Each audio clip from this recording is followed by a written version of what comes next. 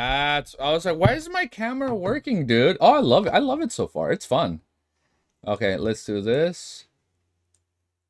Go right here.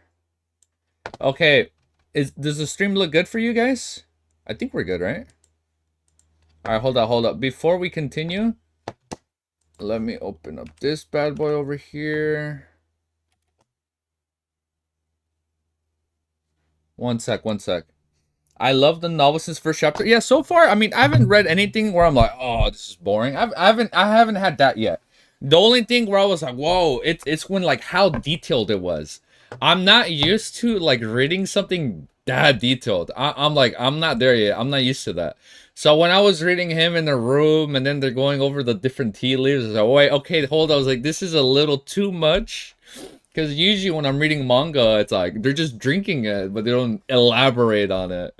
But yeah, so far I haven't read anything where I'm like, oh, I don't like it. I like it so far. And I'm slowly but surely getting used to reading a lot. We're getting there.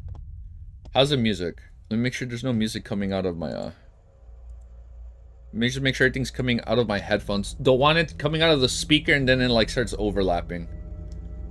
Okay, I think we're good, right? What's up, dude? Ellie's gonna come in? It gets even better? You can leave the door open. Yeah.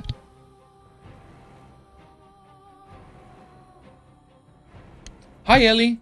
Oh, look, my little puppy's here. Wait, every time, man, when I'm about to go live, she gets in here. All right, here, give me 1 minute before I start reading. I was just responding to a few comments since I'm trying to be like super quick with responding. Wait here, let me just bring my puppy. I want to give her a hug before we start. Ellie, come here. Come here. Hey,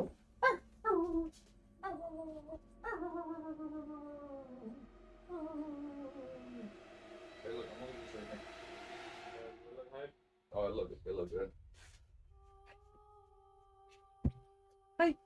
Oh, hi. You've been such a lazy butt today. You've been sleeping in the whole time. Are you gonna let me read?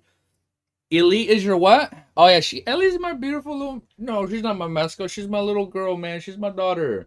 I treat her like every time when I'm with friends or family, I'm like, this is my daughter. I was at a baby shower, relatives taking their kids. I'm taking my puppy. I'm like, this is my daughter. I love her. Yeah, she's my little mascot. I need to draw you, Ellie. I need to master how to draw her. Cause I know, at least on the cover, they said what was her name. Everybody's like, she'll love our goddess, Sophie, Sully. What was her name? Oh, Ellie, we love you. Here, let me give her one last kiss. Okay. Oh, you don't want to? No, you're not sleepy anymore. Okay, I'm gonna let go. Are you gonna let me read? Yeah, you think you can let me read? Okay, so we'll start in like another minute. That way, like at the 5 minute mark, we start. Susie, yeah, there you go, Susie. I still have like 400 chapters left. I lost my spot a while ago. Oh shit, you lost your spot. Imagine losing your spot. Oh my, I wouldn't know what to do, man. If I were to lose my spot like 400 chapters into a series, I'm like, shit, where was I? All right, Ellie, we're gonna start reading. All right, we hit the 5 minute mark. We're good. Okay, wait. Let me bring some water, because I know my throat was really parched after reading for so long. Here, give me a minute. Let me go get some water. Here, Ellie. You want to keep our friends company? Actually, hold up. Do you even pop out on the screen? Hold up. I have the playlist hiding that part. No, she does not pop out. Actually, no, yeah, she does pop out. Hi. Hi. I'm gonna go get water, okay? You wanna wait right here? Yeah, yeah. Let me go get water. Okay. Let me go get water. Go, go, go. Let's go get water.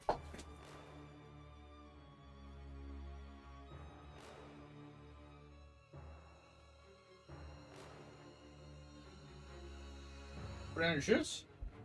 I lied. My water was right here the whole time. Okay, now we can start.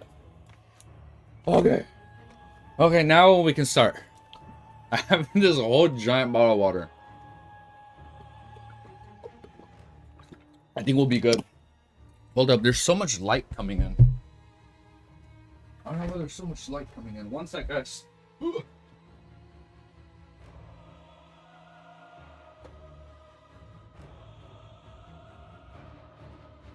Wow, it is so sunny today, dude.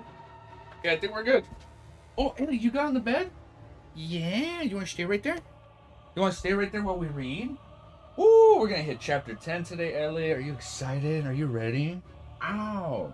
You don't want me to flip you over? Okay. Let me put on my headphones so we can start. I'm already tired, dude. I'm already winded. Look what you make me do, Ellie. So it looks like volume 1. So I was on the web novel website and I can tell. So I guess volume 1 is 144 chapters. Okay. We're ready to start. One second, Ellie. You put the volume. Put this up. Okay. Put the volume up. Okay, that's good. Okay, I think we're good, right? On audio? It sounds pretty good. You can't see her. That's so funny. She's like right here on my lap. But all this right here is just covering where she's standing. And she likes standing right here. Okay, Ellie, I'm gonna put you down. Okay. Let's start our recording. Oh, wait.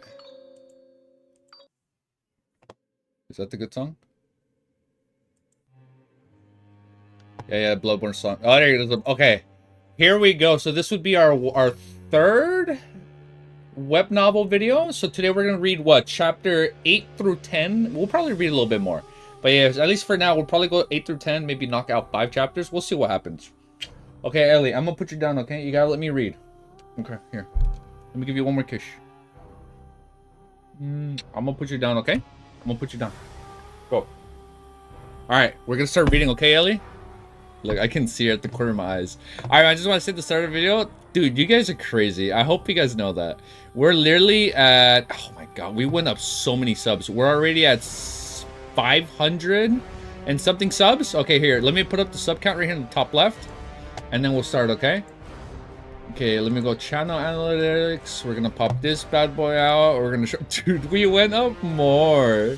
That's so cool, dude. Look how many we went up. That's because of you guys. That's so fucking sick. You guys are amazing. Holy shit. That's so fucking cool. That is so sick. Look how many we went up. Wow, that light is so bright. I'm so sorry. Man, look at that. We're at 552 subs. That is so cool, dude. Oh my god. I never thought I'd hit that high. I thought I'd have like maybe like 100 or something after like a year, you know, just upload videos for fun. This is cool, dude. This is fun. We're just hanging out, having a good time, dude.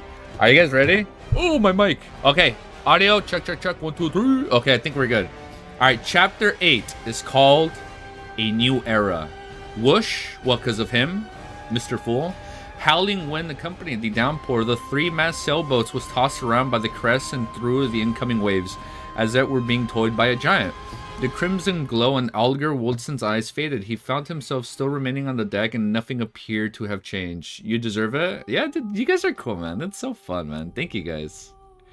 Oh my god, look how easy it is for me to get lost. Wait, I need to have my cursor over the words. No, man. That's so cool, dude. Thank you, guys. Making me blush over here, dude. Wait, and nothing appeared to have changed. Okay, I found my place. I'm gonna make sure I keep my mouse over all the words. That way when I'm reading chat, I don't get lost. Okay, I found my place literally like not even 1 minute into reading. Almost immediately, the quirky shaped glass spot on the palm shattered and the frost within melted like rain. In seconds, there were no longer any traces left and suggested the existence of the wondrous antique. A hexagonal crystal-like snowflake emerged on Alger's palm. It then faded rapidly until it was seemingly absorbed by the flesh. What? Vanishing completely in the process, Alger nodded his head in a hardly noticeable manner, as if he was thinking about something. He remained still and silent for a full 5 minutes. Alger is the hangman, right? That was the name he went by. He turned around and headed for the cabin as if he was about to enter. A man who wore a similar robe embroidered with lightning patterns emerged from the inside. This man, who had soft blonde hair, paused and looked at Alger. He held his right fist to his chest and said, "May the storm be with you." Because he's a sailor, right? Yo, what's up, dude? Yo, thanks for joining, dude. Oh my god, I know you're gonna hate me. I was already about to say Rimuru. Oh my goodness. Yo, is the music's not too loud, right? Because if it's too loud, please let me know. I can tone it down. Why do I keep saying Rimuru? It's Remero. Remero. It's, I'm dumb. It's Romero. I am so sorry, dude. Romero. You'd think after reading 8 chapters, my my grammar would have increased. We'll get there. We're gonna work our way up there. We'll work our way up. Bro, I was sending messages in the other live. I know. Oh my god, I'm trying to remember names. I'm so sorry, man. No, it's cool, dude. Yeah, no, we were chatting it up all last night. Talking about Elden Ring and everything. This shit was fun, dude. They're believers of Lord of Storm. May the storm be with you, is what they say. So that's their saying, right? Okay. May the storm be with you. So that's their saying. May the storm be with you. Okay. Algar replied with the same word and gesture. There were no emotions on his rough face, which had a well-defined structure. Algar entered the cabin after greeting and proceeded to the captain's cabin situating at the far end of the corridor. Surprisingly, he did not encounter any sailors on that way. The whole place was as quiet as a graveyard. Behind the door to the captain's cabin, a soft brown carpet overlaid the floor. A bookshelf and a wine rack took the opposite sides walls of the rooms. The books with their yellowish covers and wine bottles with their dark red color looked peculiar under the flickering candlelight. On the desk with the candle, there was a bottle of ink, a quill, a black metallic telescope, and a what? A sextant made of brass. Though Reddit is damn scary, so many spoilers, I will avoid it. I will avoid it. If it's that crazy with spoilers, like we say praise the fool, they say may the storm be with you. So we say praise the fool because we're with a fool, and because they're storm, they say they'll say may the storm be with you. Okay. We can do that. It's Red Devil, dude. What's up, dude? Thanks for joining, dude. What's up, guys? Man, we've been chatting up in the comments. What's up, guys? We've been chatting in the comment section. This is so fun, dude. On the desk with the candle, there was a... Oh, I just read that. Well, I've never read this word. On the desk with the candle, there was a bottle of ink, a quill, a black metallic telescope, and a sextant made of brass. Behind the desk sat a pale, middle-aged man wearing captain's hats, which had a skull on it. As Algar approached them, he said menacingly, I will not give in. I believe you can do it, Algar said calmly, so calm that it felt like he was commenting on the weather. The man seemed to be stunned with unexpected answer. At this very moment, Algar leaned forward slightly and suddenly dashed across the room until they were only separated by the disc. Pa! Yo, here, first time. Yo, Kevin, dude, thanks for joining, dude. First time I got spoiled literally a minute ago. Oh, on the Reddit? Yeah, I guess if you're going on the Reddit, it's like everybody's at different points in the series, right? Especially this was like 1,000+ series. Yeah, before starting COI, I already knew a few things, unfortunately. Oh, I understand your pain. Okay, so far, I'm not there yet, so I'll take it. Algar tightened his shoulder and reached out his right hand to choke the man. Illusionary fish scales appeared on the back of his hand as he crazily mustered more strength to choke the man, giving him no time to respond. Crack. Amid the crisp, crackling sound, the man's eyes widened as his body was lifted up. His legs twitched fiercely before they soon became motionless. His pupils began to widen as he stared aimlessly. There was a stench from between his legs, and his pants gradually turned moist. While lifting the man, Algar lowered his back and strode towards the wall. Bang! He used the man as a shield and smashed forward at the wall. His extremely muscular arm was monstrous. A hole cracked open in the wooden wall and rain poured in, accompanied by the scent of the ocean. Algar flung the man out into the cabin, straight into the giant waves that resembled mountains. That's crazy. Those are strong waves, dude. It's like that hurricane that just hit, dude, in Florida, no? Crazy waves, dude. That's sad, man. It's crazy. The ocean is a scary thing, dude. I don't know, man. The storms are scary, dude. Algar flung the man out of the cabin straight into the giant waves that resembled mountains. That's scary. The wind continued to howl in the dark as almighty nature devoured everything. Algar took out a white handkerchief and wiped his right hand carefully before throwing it into the sea as well. He stepped back and waited patiently for company. In less than 10 seconds, the blonde man from before rushed in and asked what happened. The captain had escaped. Algar answered in an annoyed manner as he panted, I didn't know he still had some of his beyond powers. So because they left the gray mist, they went back to where they were already. Yo, wait, what the fuck? We're at 12 people watching live. That is so cool, dude. Why is Alger acting so badass right now? So you're telling me he's not a badass? I like him. He's a badass so far. The captain had escaped. Alger answered in an annoyed manner as he panted. I didn't know he still had some beyond their powers. Damn it, the blonde man cursed softly. He went up to the open and started into the distance. However, nothing was visible except for the waves and the rain. Forget it. He was just extra loot, the blonde man said, waving his arm. We will still be rewarded for finding this ghost ship from the Tudor era. Even if he was a keeper of the sea, he would not have been hastily divided into the sea under this weather condition. Badass. he's a Giga Chad. He's like, what was it? Squidward. But when he's like in Giga Chad, he's always badass. There you go. Please don't say he was badass, because then I will definitely know something's gonna happen. Never use the word was. You guys should always talk in is and as. Never use the word was, because then I don't want to piece things together too soon. Storm believer propaganda. Alger's a badass until he adapts our little son. The captain will not be able to survive much longer if the storm continues, Alger said as he nodded in approval. The wooden wall was repaired itself at a discernible rate. He gazed at the wall and turned his head subconsciously towards the rudder. Rudder and the sail. Isn't the sail the rudder? Would you turn, no? The helm? He was perfectly aware of what was going on behind all the wooden planks. The chief mate, the second mate, the crew, and the... Are we reading One Piece? The chief mate, the second mate, the crew, and the sailors were not present. There was still no living person on board. Amidst all the emptiness, the rudder and the sail moved early by themselves.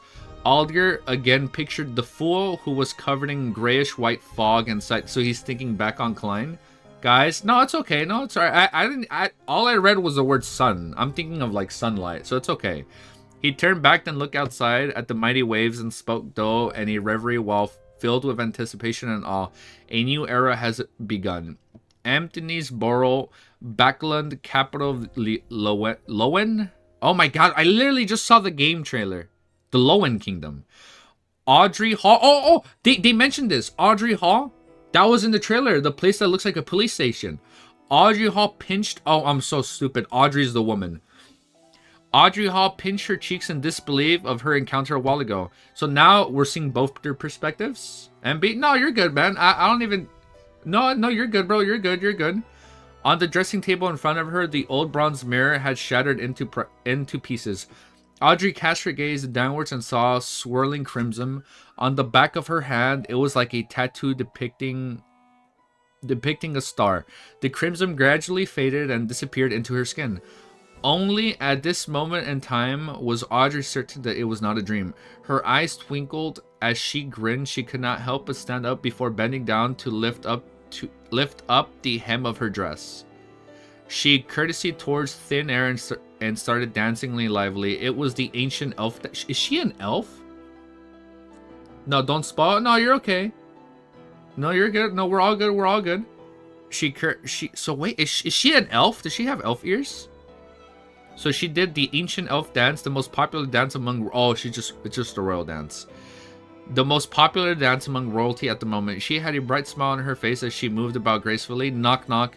Someone suddenly knocked at her bedroom door. Who is it? So, Audrey is in her room, and the other guy is still sailing on the boat. No, she's a human? Okay.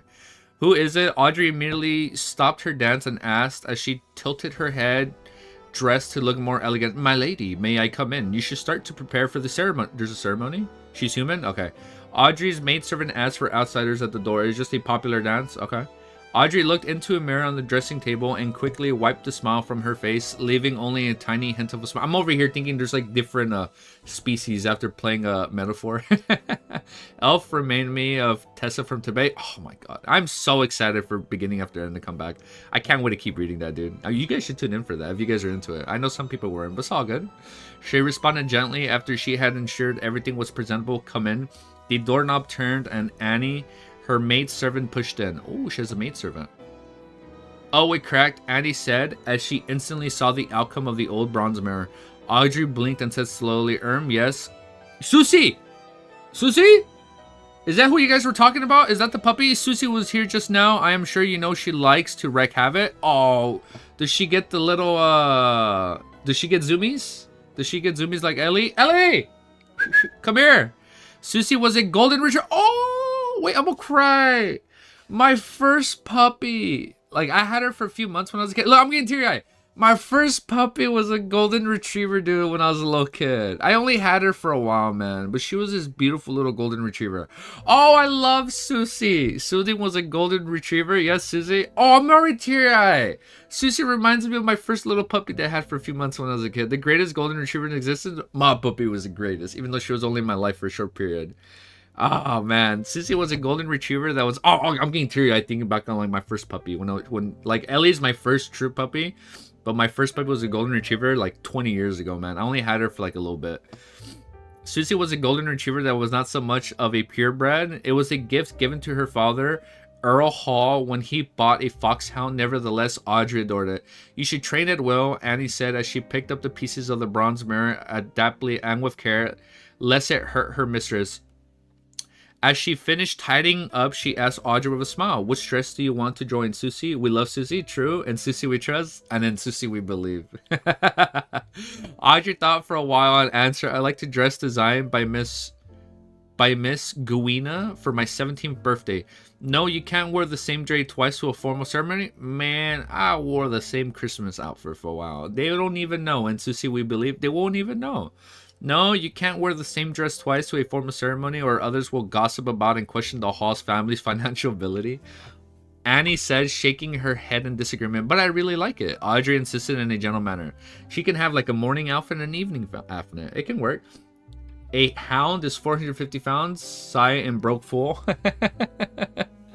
You can wear it home when you attend an event that isn't so formal, Annie said firmly, suggesting that it was not negotiable.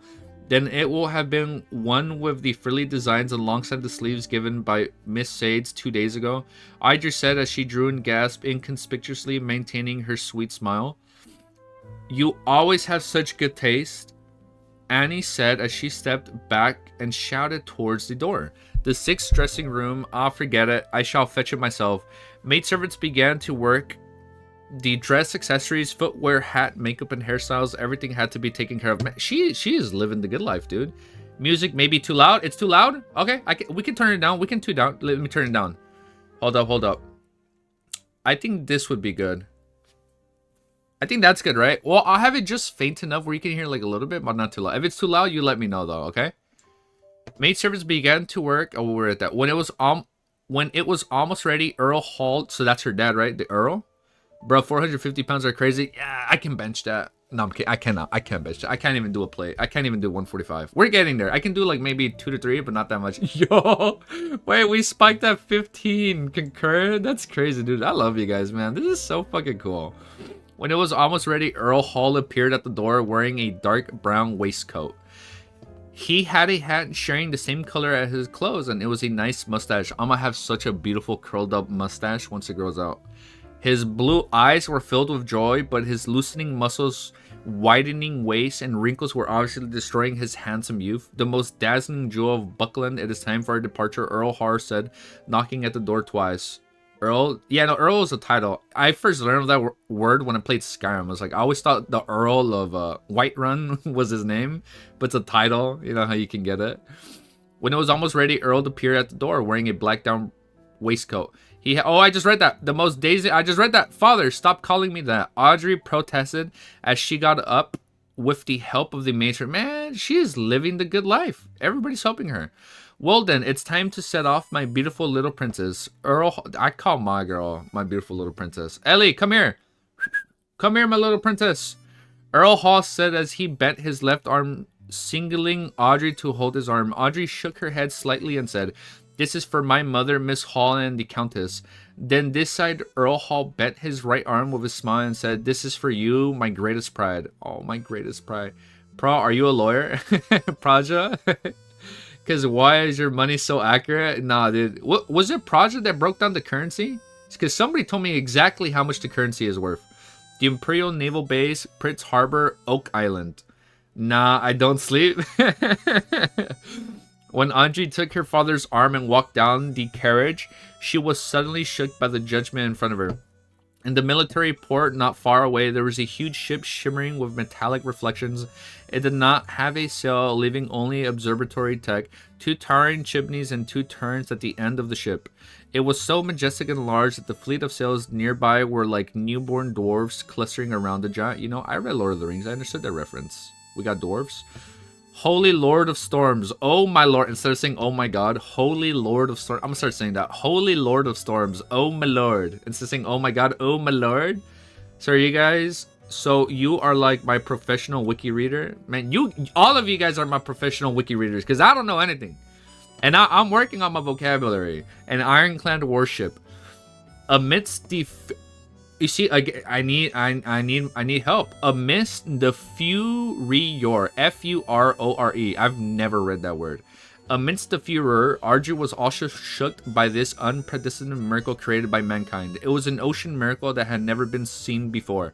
It took a while for the aristocrats, ministers, and members of the parliament to compose themselves. Then a black spot on the sky started to grow in size until it occupied a third of the sky and entered everyone's view. The atmosphere suddenly became solemn. You know, a lot of people started saying the word solemn recently instead of rare, right? I've been seeing a lot of big YouTubers, whenever they say the word rare, they'll be like, oh, it's very solemn. After he questioned what was the conversion rate, yeah, no, thank you guys, dude. It was a gigantic flying machine with a beautiful streamlined design hovering in midair. The deep blue machine had airbags made of cotton which were supported by alloy structures that were strong but light. The alloy structures bottom had opening mountains with machine guns, projectile launchers, and muzzles that exaggerated humming noise from the ignition steam engine. And the tail blades preceded a sympathy that left everyone amazed. The king's family arrived on the airship, exuding a lofty and indisputable authority. 2 swords each with a ruby crown at the hand. Imagine just wearing ruby crowns. Bro, Red Devil. No, stop spoiling Red Devil. Oh, I won't read that. I don't know what that is. Bro, you censored it? No, it's all good. I don't even know what that is. No, you're good, dude. 2 swords each with a ruby crown at the handle were pointing vertically down and reflected the sunlight on both sides and cabins. They were the sword of judgment emblem which symbolized the Augustus family and had been passed down from the previous epoch. Epoch was an era, right? Oh, wait, look. No, not... Look, you guys don't have to worry about spoilers, though. And like the first episode, I looked into the wiki and saw the part we were comparing with a penny to 4 yuan and did a whole bunch of math to get him the answer. Man, fucking God bless you, dude. Oh, wait, no. No, wait, no. My lord, thank you. Or what was it? Lord of Storms. God, Lord of Storms. And also, you guys don't have to worry about spoilers. I mean, if you guys are... Like, if you say character names, I'm not gonna know what that is, so it's okay. I need another topic of conversation. Yeah, epoch are like eras. Yes, epoch era. Okay. Okay, it's like Umbros if you've played Final Fantasy, right? Okay. All right, we got it. We got it. All right, let's keep going. Y'all watching NLCS today? Is that a sport? I feel like that's a sport. Is that football? I have friends that watch football. I'll watch like little highlights here and there, but not that much. Audrey was not yet 18, so she had not attended the introductory ceremony, which was an event led by the queen that marked one's debut into the backland social scene to announce her adult status. Therefore, she could not be near to the airship and had to remain silent at the back to watch the entire event. Nevertheless, it did not matter to her. In fact, she was relieved that she did not need to deal with the princess. The miracle that mankind uses to conquer the sky touched down gently. The first ones to step down the stairs were the handsome young guards who wore red ceremonial uniforms with white trousers decorated with medals. They formed 2 lines with rifles in hand. They were awaiting the appearances of King George III, his queen, and the prince and the princess. Audrey was not new to meeting important people, so she showed... Man, she's meeting all these royalty people. She's living the good life. Oh, Dodgers versus Mets? Nah, man. I only seen like a couple Dodgers games here or there. Now you don't watch sports? Baseball? This person has no idea who was saying don't spot. No, it's okay. Okay, no, we're good. We're good, dude. Audrey was not new to meeting important people, so she showed no interest at all. Instead, she had her attention on 2 status like black armored cavalry flanking the kings. In the era of iron, steam, and cannons, it was surprising that there was still someone who could bear wearing full armor. It's so cool, dude. We're basically in like a London set era, and then it's like steampunk. I love it. This is so cool, dude. This is so cool. The cool metallic, lustic, and dull black helmet conveyed solemnity and the authority. Could they be the higher order disciplinary paladins? I love me a good paladin. My Baldur's Gate 3 playthrough, I literally played as a paladin that broke my sword oath. Or my oath. Yeah, I broke my oath as a paladin. That was cool, dude. Aja recalled snippets of the casual conversation among adults. She was curious but did not dare get close. The ceremony commenced with the arrival of the king family. The incumbent Prime Minister, Lord Augustus Negan, went up to the front. He was a member of Conversation Party. Oh, I should probably keep my headphones because I got to make sure only video game music is playing. I don't want the rest of the playlist to play. It was easier to imagine your username. He was a member of the Conservative Party and the second non-aristocrat to become the Prime Minister till this very day. He was given the title of a Lord for his great contributions. Of course, Audrey knew more. The main supporter of the Conservative Party was the President Duke Negan. Oh man, if you guys read Elliside, I hate Duke with a passion. Every time I read the word Duke, I get triggered thinking about him, dude. Pallas Negan, who was the brother of Augustin. Augustin was a slender and almost bald 50-plus-year-old man. Why do we have to emphasize bald, you know? Us bald brothers, you know, we're good, man. We stand united, dude. August was a slender and almost bald 50-plus-year-old man with a sharp gaze. He surveyed the area before speaking.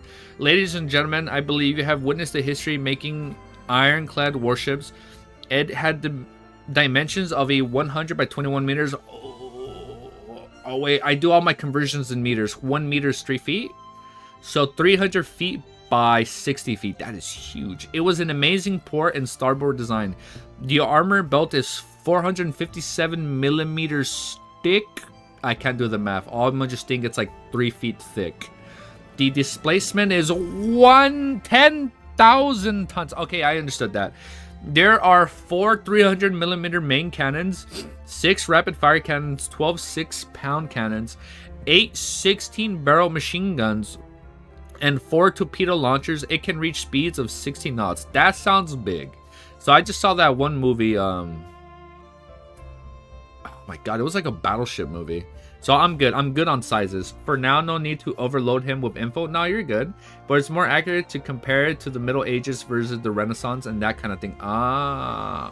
So Middle Age instead of Renaissance. But you are right. It's literally Bloodborne X Elder Scrolls. That aesthetic is literally why I started reading. I love the aesthetic so far, dude. Oh man, it's so cool. It was a real Hegman. It will conquer the seas. The crowd was roused. The mere descriptions were enough to install fearful images in them, let alone the fact that the actual thing was right in front of them. Augustus smiled and spoke a few more lines before saluting the king and requesting, "Your Majesty, please give me a name. Since it will set sail from the Pritz Harbor, it should be named the Pritz." Fitting name. George III responded. His expression showed his delight. The Pritz, the Pritz. The word spread from the Navy Minister and the Admiral of the Imperial Navy to all the soldiers and officers on the deck. They all exclaimed in unison, "The Pritz." George III ordered Pritz to set sail for a trial in the midst of the gun salutes and the celebratory atmosphere. Honk. No, I shouldn't say honk. It's honk. It's like a loud boat honk. I get it. Thick smoke spewed out from the chimneys. Oh, because it's steam, right? It's a steam engine. The sound of the machinery could be heard faintly beneath the sound of the ship horn. The juggernaut departed from the harbor. Everyone was shocked when the 2 main cannons in the ships bowed fire and an uninhabited island in the path. Boom, boom, boom. The ground shook and the dust shot up into the sky. Shockwaves spread out, producing waves in the sea. Oh, we're almost done with the chapter. I can see the end. Satisfied, Anguish turned back to the crown and announced, "From this day on, doomsday will fall on the 7 pirates who call them 7 pirates? Will fall on the 7 pirates who call themselves admirals and 4 who call themselves kings." So this is a different faction, the pirates?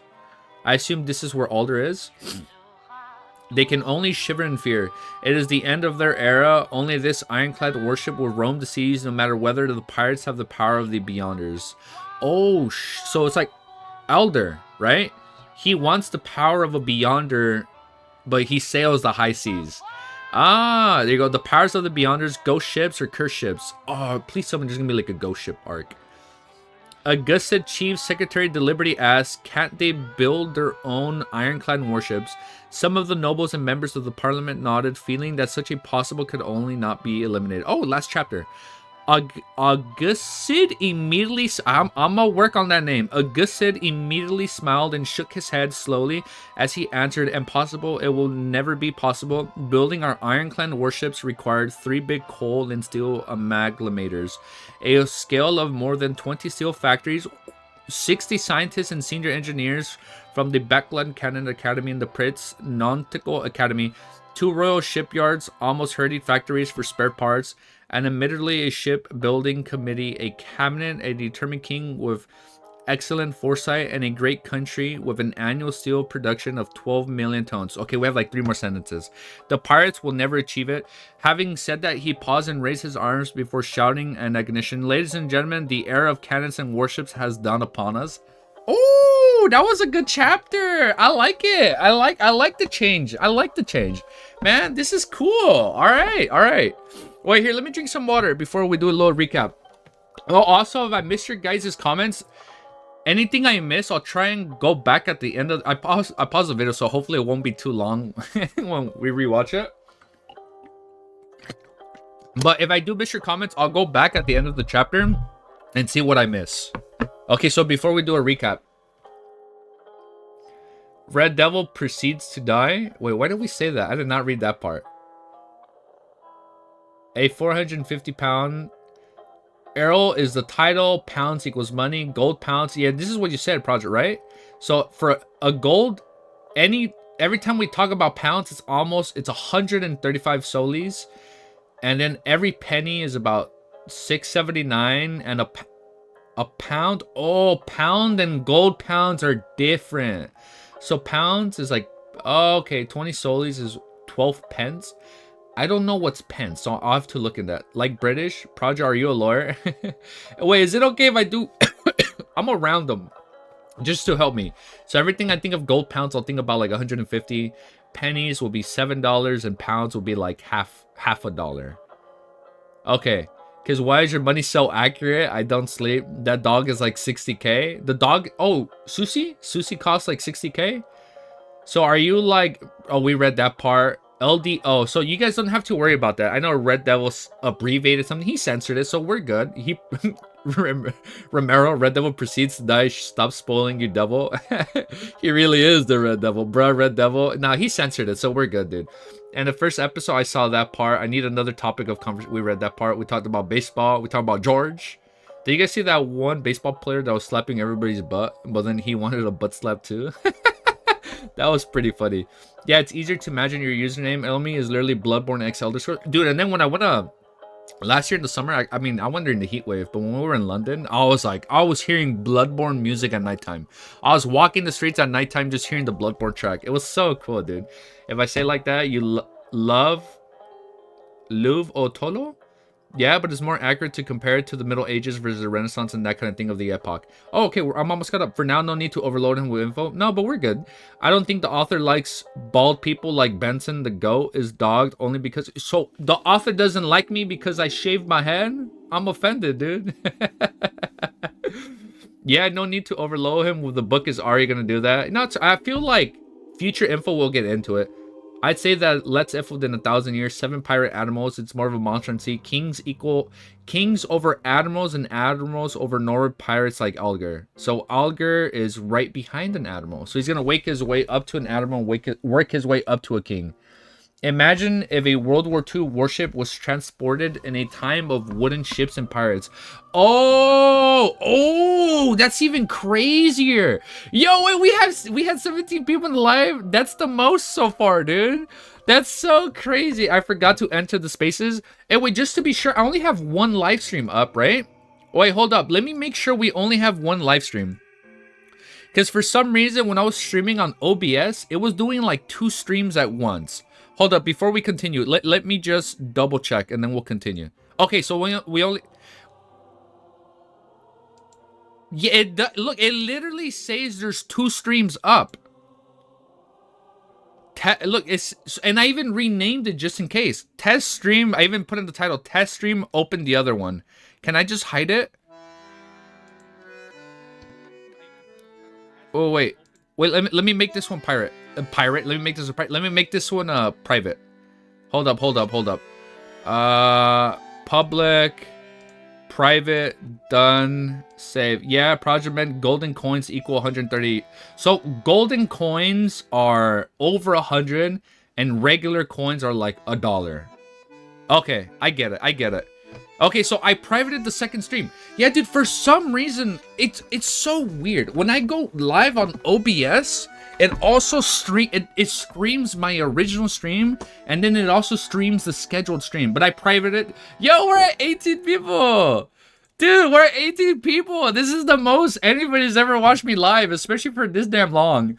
I'm sorry we're 40 minutes into chapter 1, but it's okay. The recording is only like a little over 25 minutes. So hopefully the video won't be too long. All right, so quick recap. What have we learned? Audrey is a pirate. They're all driving boats. Or what was it? So we're still in the era where it's like wooden pirate ships or just wooden boats, wooden sail ships. But now it's like we're bringing on basically like battleships, right? Praja's the banker. Yeah, he's a banker. He's breaking down the currency, man. It's making so much more sense thanks to him, dude. Thank you, guys. All right, so everybody, after Klein ended the... I don't know what that space is called, but I guess we'll find out later. But once he sent everybody back to where they were, everybody ended up back in their places. So Alder is basically still at sea, and now we have different admirals going into the sea to, I assume, find them. And they're... Dude, this is so... broken. They're breaking in giant battleships. Now monsters the best pathway. I'm excited to read that. I'm gonna start writing down all the pathways. I'm gonna have like a giant spreadsheet behind us when we get there. But this is cool, dude. I like it. So this is a world of wooden ships, but now we're bringing in battleships. And then Audrey is living the good life. She's living the royal life. And we're at 18 concurrent viewers. I'm about to cry, dude. This is so cool. All right, man. Chapter 9. I need to hug my puppy. Ellie! Let me hug you. Let me love you. Let me give you a beautiful kiss. Oh, wait. Before we continue, let me do a timestamp. That way it's easier for you guys to go through the videos. So I started doing timestamps in the videos. I don't know if you guys caught that. I figured it out. So I'm going to add timestamps. That way it's easier for everybody. When you're watching the video, you can just literally click on the timestamps. So 28 minutes. Chapter 9. We're on chapter 9. 28 minutes. 28 minutes. 19? Yeah, dude, we're almost at 20! We're almost at 20 live. Oh my goodness, we're almost at 20 live. That is so sick, dude. Oh wait, I have Death Stranding music. We should probably change that. Yeah, let's go back to the beginning of the playlist and start playing Bloodborne again. ATP, we only know about Seafarer and the Spectre, right? Yeah, okay. I only know about that too. She is noble, of course her life is good. She's living a good life. All right, you guys ready? So chapter 9 is called The Notebook. Us Lord of the Ring fans are starved for content. Nah, dude, thank you guys for joining, dude. Unhinged Provoker. I love your name, dude. Chapter 9 is known as The Notebook. You know what? When I was a teenager, I watched The Notebook and I cried. All right, I'm a grown man. I can admit that. I cried watching The Notebook. For real, we need content so much. So chapter 9 is known as The Notebook. After half an hour of rest, Zolmangri, who now viewed himself as Klein, finally recovered. So he recovered from sending him back. After half an hour, Zolmangri, who now viewed himself as Klein, finally recovered. In the meantime, he found that there were no 4 black dots on the back of his head. Oh, the wound, which happened to form a small square. What? In the meantime, he found that there were now 4 black dots on the back of his head, which happened to form a square. So it wasn't a gunshot wound. Was the gunshot wound a farce? These 4 black spots faded and disappeared quickly, but Klein knew that they were still hidden in his body, waiting to be awakened. Oh, they're inside his head. 4 spots forming a square. Is this the correspondence with the 4 pieces of staple food at the 4 corners of the room? Oh, it's part of the... Ah, you're waiting to binge COI? I actually don't know what's COI. You guys can tell me what that is. Does this mean that in the future I don't need to prepare food and can do the ritual and chant immediately? Oh, okay. Klein made a guess. This might seem good, but the emergence of spots was ominous. And things that once lacked understanding were always crazy. The fact that those inexplicable Chinese divinations from Earth could produce effects here, the strange transmigration in his sleep, the mysterious murmurings that almost drove him crazy during the ritual, and the mysterious and trippy gray world was significant. I'm gonna just call it the trippy gray world. The trippy gray world, whose significance he had no idea of, made Klein shiver in the hot weather of June. The oldest and strongest emotion of mankind is fear, and the oldest and strongest fear is the fear of the unknown. True. He recalled to this saying as he was experiencing the fear of the unknown accurately. There was in him an unprecedented and irresistible urge to make contact with the mysterious domain, to learn more and explore the unknown. There is also a contradicting mentality within him, compelling him to pretend nothing had happened. Intense sunlight shone through the window onto the desk, making it appear as if grains of gold were sprinkling on it. Klein gazed at the desk, fearing as though he had come into contact with a warmth and hope. He relaxed slightly as a strong sense of fatigue washed over him. His eyelids were as heavy as lead as they kept closing themselves. It must have been the combined effect of the sleepless nights and the tiring encounters. Klein shook his head and pushed himself up with the aid of the desk. He stumbled towards the double-decker bed, completely disregarding the rye bread places at the four corners of the room. He fell asleep immediately after laying down. So because... Oh, dude, we're at 20 live, dude! Oh my god, that is so cool! That's the most we've had. Oh shit. COI is Lord of the Mysteries 2 Circle of Inevitability. No, don't look at the trailer for Dong Ho Exposed Volume 1. I did watch the trailer, but I probably won't watch it again. He already watched it. I did already watch it, but I didn't know what was going on. But when I rewatched it, I noticed the room we were in, and I noticed the gray mysterious area. And I think that was it.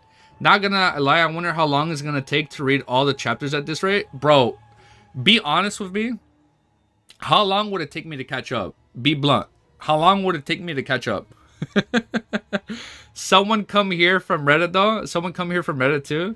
I posted you again. Oh, dude, thanks for posting me, dude. Wait, no, now I want to know. When you said not gonna lie. Zero says, realistically, how long would it take me to catch up at this pace? Oh my goodness. Oh, but this is fun. I like it. It's going to be a fun little journey. Groan. Klein was woken up by hunger pangs. When he opened his eyes, he felt rejuvenated. There's still a slight headache. He rubbed his temples and sat up. He was so hungry that he could eat a horse. A couple of months to catch up? Maybe, wait, no, a few years or a couple months, my guy. We're saying different things. Somebody said 6 months, a few months, or a few years to catch up. We'll find out. I'm down. One thing for sure, though, when I catch up, my grammar and punctuation will be a lot better. I'll tell you that much. I will make you that promise. Groan. Klein was woken up by hunger pangs. When he opened his eyes, he felt rejuvenated. There's still a slight headache. He rubbed his temple, right this way. He rubbed his temple and sat up. He was so hungry that he could eat a horse. He returned to the desk while straightening his shirt. He picked up the silver vine leaf pocket watch. His dad's watch, right? Years, then maybe, well, counting COI, almost a year. Like, you have 8 months of Lord of the Rings plus 6 volumes. Oh, okay. We'll see how long it takes us to finish volume 1, and then we'll do the math from there. The pocket watch, because I know it says it's 144 chapters, and we're on 9. We are 0.62% done with the series. Like, yeah, we'll get there. The pocket watch's lid sprang open, and the second hand was ticking.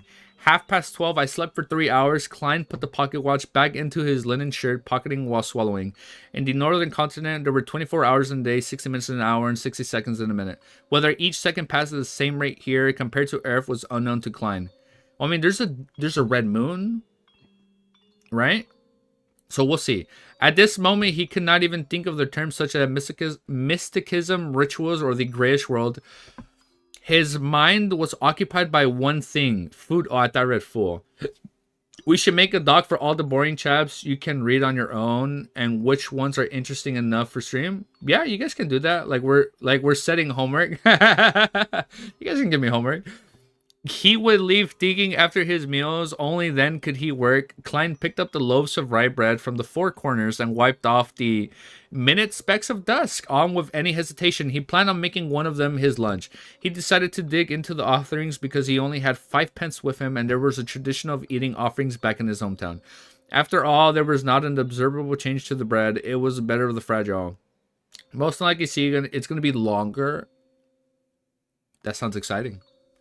Of course, the memory and any habits left behind by the original client had also been played a role. It was a huge waste to use the expensive gas only to light up the room. Yeah, because they don't have that much money, right? So Klein took out a furnace and boiled hot water with it after adding some coal.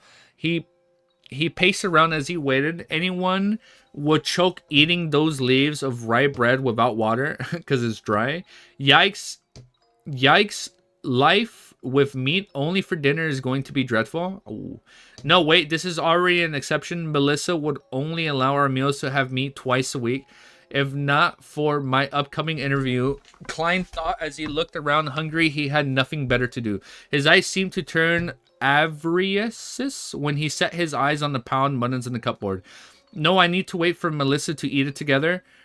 Klein thought as he shook his head and rejected the ideas of cooking half of it right now. Although he often ate outside, he still had developed some basic culinary skills. I need to work on my culinary skills. I don't want COI to end. The Lord of Poverty Klein. He's not the Lord. He's not the fool. He's just the Lord of Poverty. I'm disappointed in the COI. Oh, okay. We'll see. I didn't finish that sentence, but we're disappointed. No, we'll see. We'll see how I feel. I might be happy. Although he often ate outside, he had still developed some basic culinary skills owing his living in a big city alone. His dishes were not delicious, but they were at least edible. Klein turned his body around so that the mutton would not seduce him. Then he suddenly realized he had also bought peas and potatoes in the morning. Potatoes. Klein immediately had an idea. He quickly turned back to the cupboard and took out 2 potatoes from a tiny pile of them. He first cleaned the potatoes in the public bathroom and then he doesn't have his own bathroom? He first cleaned the potatoes in a public bathroom and then added them into the pot. I'm so happy when he starts living the good life. Or like he moves into Audrey's mansion and like he's living the royalty life. He first cleaned the potatoes in the public bathroom and then added into a pot so that they were boiled together with the water. After a while, he sprinkled into the water some yellow coarse salt from the spices container he found inside the cupboard. He waited patiently for a few minutes before lifting the pot and pouring the soup in a few cups and bowl. He took out the potatoes with a fork and placed them on the desk at the end. Klein is cooking. Bro is so hungry, mutton is seducing him. What's mutton? I don't even know what's mutton. It's slow in volume 1. Yeah, no, I know. People are saying it's pretty slow and then there's not a fight until like the 70s. So we're past the 10% point until we get to our first fight. Yeah, he shared the bathroom with everybody on the floor. Oh, okay. He was waiting patiently for a few minutes before lifting the pot and pouring the soup into a few cups and a bowl. He took out the potatoes with a fork and placed them on the desk at the fifth. He blew at the potatoes as he peeled it a bit by bit. The fragrance of boiled potatoes diffused through the air. It smelled very appetizing. I want to make that now. I want to cook that. He salivated crazily. The heat could not deter his anger any longer. Klein took a bite despite having the potatoes only half peeled. How fragrant! It had a powdery texture and taste sweet as he chewed. He was instantly filled with emotions as he rolled down the 2 potatoes. He even ate some of the skin. Oh man, I love eating. Like, I love cooking the potatoes and just marinating it in butter. Mutton is a meat from a sheep over 2 years old. Oh, like dry? Like jerky? Like dry meat? Moves into Audrey's mansion. Bro, was there any romance tag when you started reading? No, I don't mean it like a romantic way. Wait, he's still sleeping? I only started seeing... No, it's right. No, I don't mean like he moves in because they're going to fall in love. I mean like... So, because they made the exchange, they're going to make their whole tarot card club. I assume they might need a headquarters in the future. Or that, or it's like the police station from the game trailer. How fragrant. It had a powdery texture and the taste sweet as he chewed. He was instantly filled with emotions as he rolled down the 2 potatoes. He even ate some of the skin. Oh, I love eating that part of the potato. Then he held up the bowl and enjoyed the soup. The pinch of salt water improved and thirst quenched. It proved to be thirst quenched. I really enjoyed eating potatoes. This was when I was young, and Phil Klein exclaimed in his head. Meanwhile, he tore off a small piece of bread and dipped it into the soup. So softened it before eating. I never liked it when my bread gets soggy like that. I know people like that. I don't like that. Hope it's cap. IDK, someone said they're disappointed. Oh, we'll see. Perhaps the ritual was too tiring. Klein ate 2 loaves of bread, which amounted to a whole pound. A whole pound is $50. Based off the math, I got spoiled. Okay, so they said, right? That's like $50. Klein ate 2 loaves of bread, which amounted to a whole pound. I assume that's $50. Klein felt he was finally rejuvenated. He enjoyed the joy of life after he drank the soup before tightening up. Then he took in the lustrous sunshine happily. He sat back at the desk and began planning. I can't escape. I must think of a way to come into contact with the mysticism and become a beyonder, as mentioned by the justice of Audrey was justice, and Alder was the hangman. I need to overcome the fear of the unknown. The only way now is to wait for the next gathering. I need to see if I can learn the formula of the spectator, potion, or other things related to mysticism. There are 4 more days before Monday. Before that, I need to first figure out the problem with Klein. Why did he commit suicide? What happened to him? Unable to transmitigate back and wash his hands of everything, Klein picked up the notebook and lay on the table. He wanted to find hints that could help him regain his lost memory fragments. The original Klein obviously had the habit of taking notes. He also liked to write diaries. Klein was fully aware that the cabinet was supported to the desk on the right. He stored a whole stack of completed notebooks. The book he had to begin on the 10th of May. I celebrate my puppy's birthday on the 10th. Matters regarding his school and mentor, as well as content pertaining to knowledge, were at the beginning. Today is the 12th of May. Mr. Zeke mentioned that the common language used by the Balam Empire in the southern continent also derived from the ancient Phaeacic, a branch of Jutun, which was giant language. Why is this so? Does this mean that everything sentiment living only be spoken by the same language? No, there has to be a mistake. According to the revelation of Evernight, the Book of Storms, giants were not the only hegemonists of the world in primordial times. There were also... Oh, so in the old days... So in the older... And I guess in the older epochs, we had... there were also elves, mutants, and dragons. Shut up. Are we going to fight a dragon? Anyways, there are just myths of fantasies. Nah, it has to be based on something. 16th of May, so it's been 4 days. Senior Associate Professor Cohen and Mr. Ezek discuss the inevitability of the Age of Steam. Mr. Ezek opinion that it was just a coincidence because it wasn't the Emperor Roselle, the northern continent, that will still be wielding swords like the southern continent. Mentor arguing that Mr. Ezek had placed too much emphasis. I cannot read that. Emphasis on the contribution of the individual. He believed that with progress, even if there was an Emperor Rosella, there would be an Emperor Robert. Therefore, the Age of Steam might come late, but eventually come. Nevertheless, I found a little meaning in the discussion. I prefer discovering new things and unraveling the hidden past. Perhaps I am more suited to study the alchemy of history. Well, let me see.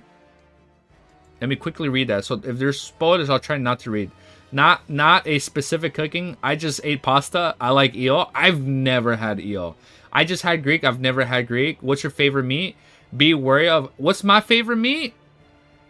I like me a good chicken. If you can give me, like, not dry chicken. If you can give me, like, a good marinated chicken. Oh, my God. Oh, so good. I know people are into steak. I'm not into steak. Nightmare sush. Mutton is meat like beef, but from sheep. I just ate pasta, not a specific cooking. I had potatoes. I had mushrooms. Also, I never liked mushrooms. I know people like mushrooms on pizza. Oh, you guys are going to hate me. My favorite pizza, pineapple and ham pizza. But I see mushrooms on my pizza, I'm like, take them off. Sorry if that's controversial. Also, mysticism is said with an S sound where there is a C. Mysticism is said with an S sound where there is a C. So, mysticism. No, my mom's been growing mushrooms in her house. I know a lot of people have been talking about mushrooms. So, there has to be something going on with mushrooms.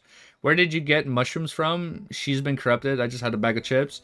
Yo, she been looking at the moon. She grew some Landsmane. This guy will not get... I don't get it, but I will get it. Jotan was the giant's language. Red Devil, Death Corrupted. Stop eating mushrooms.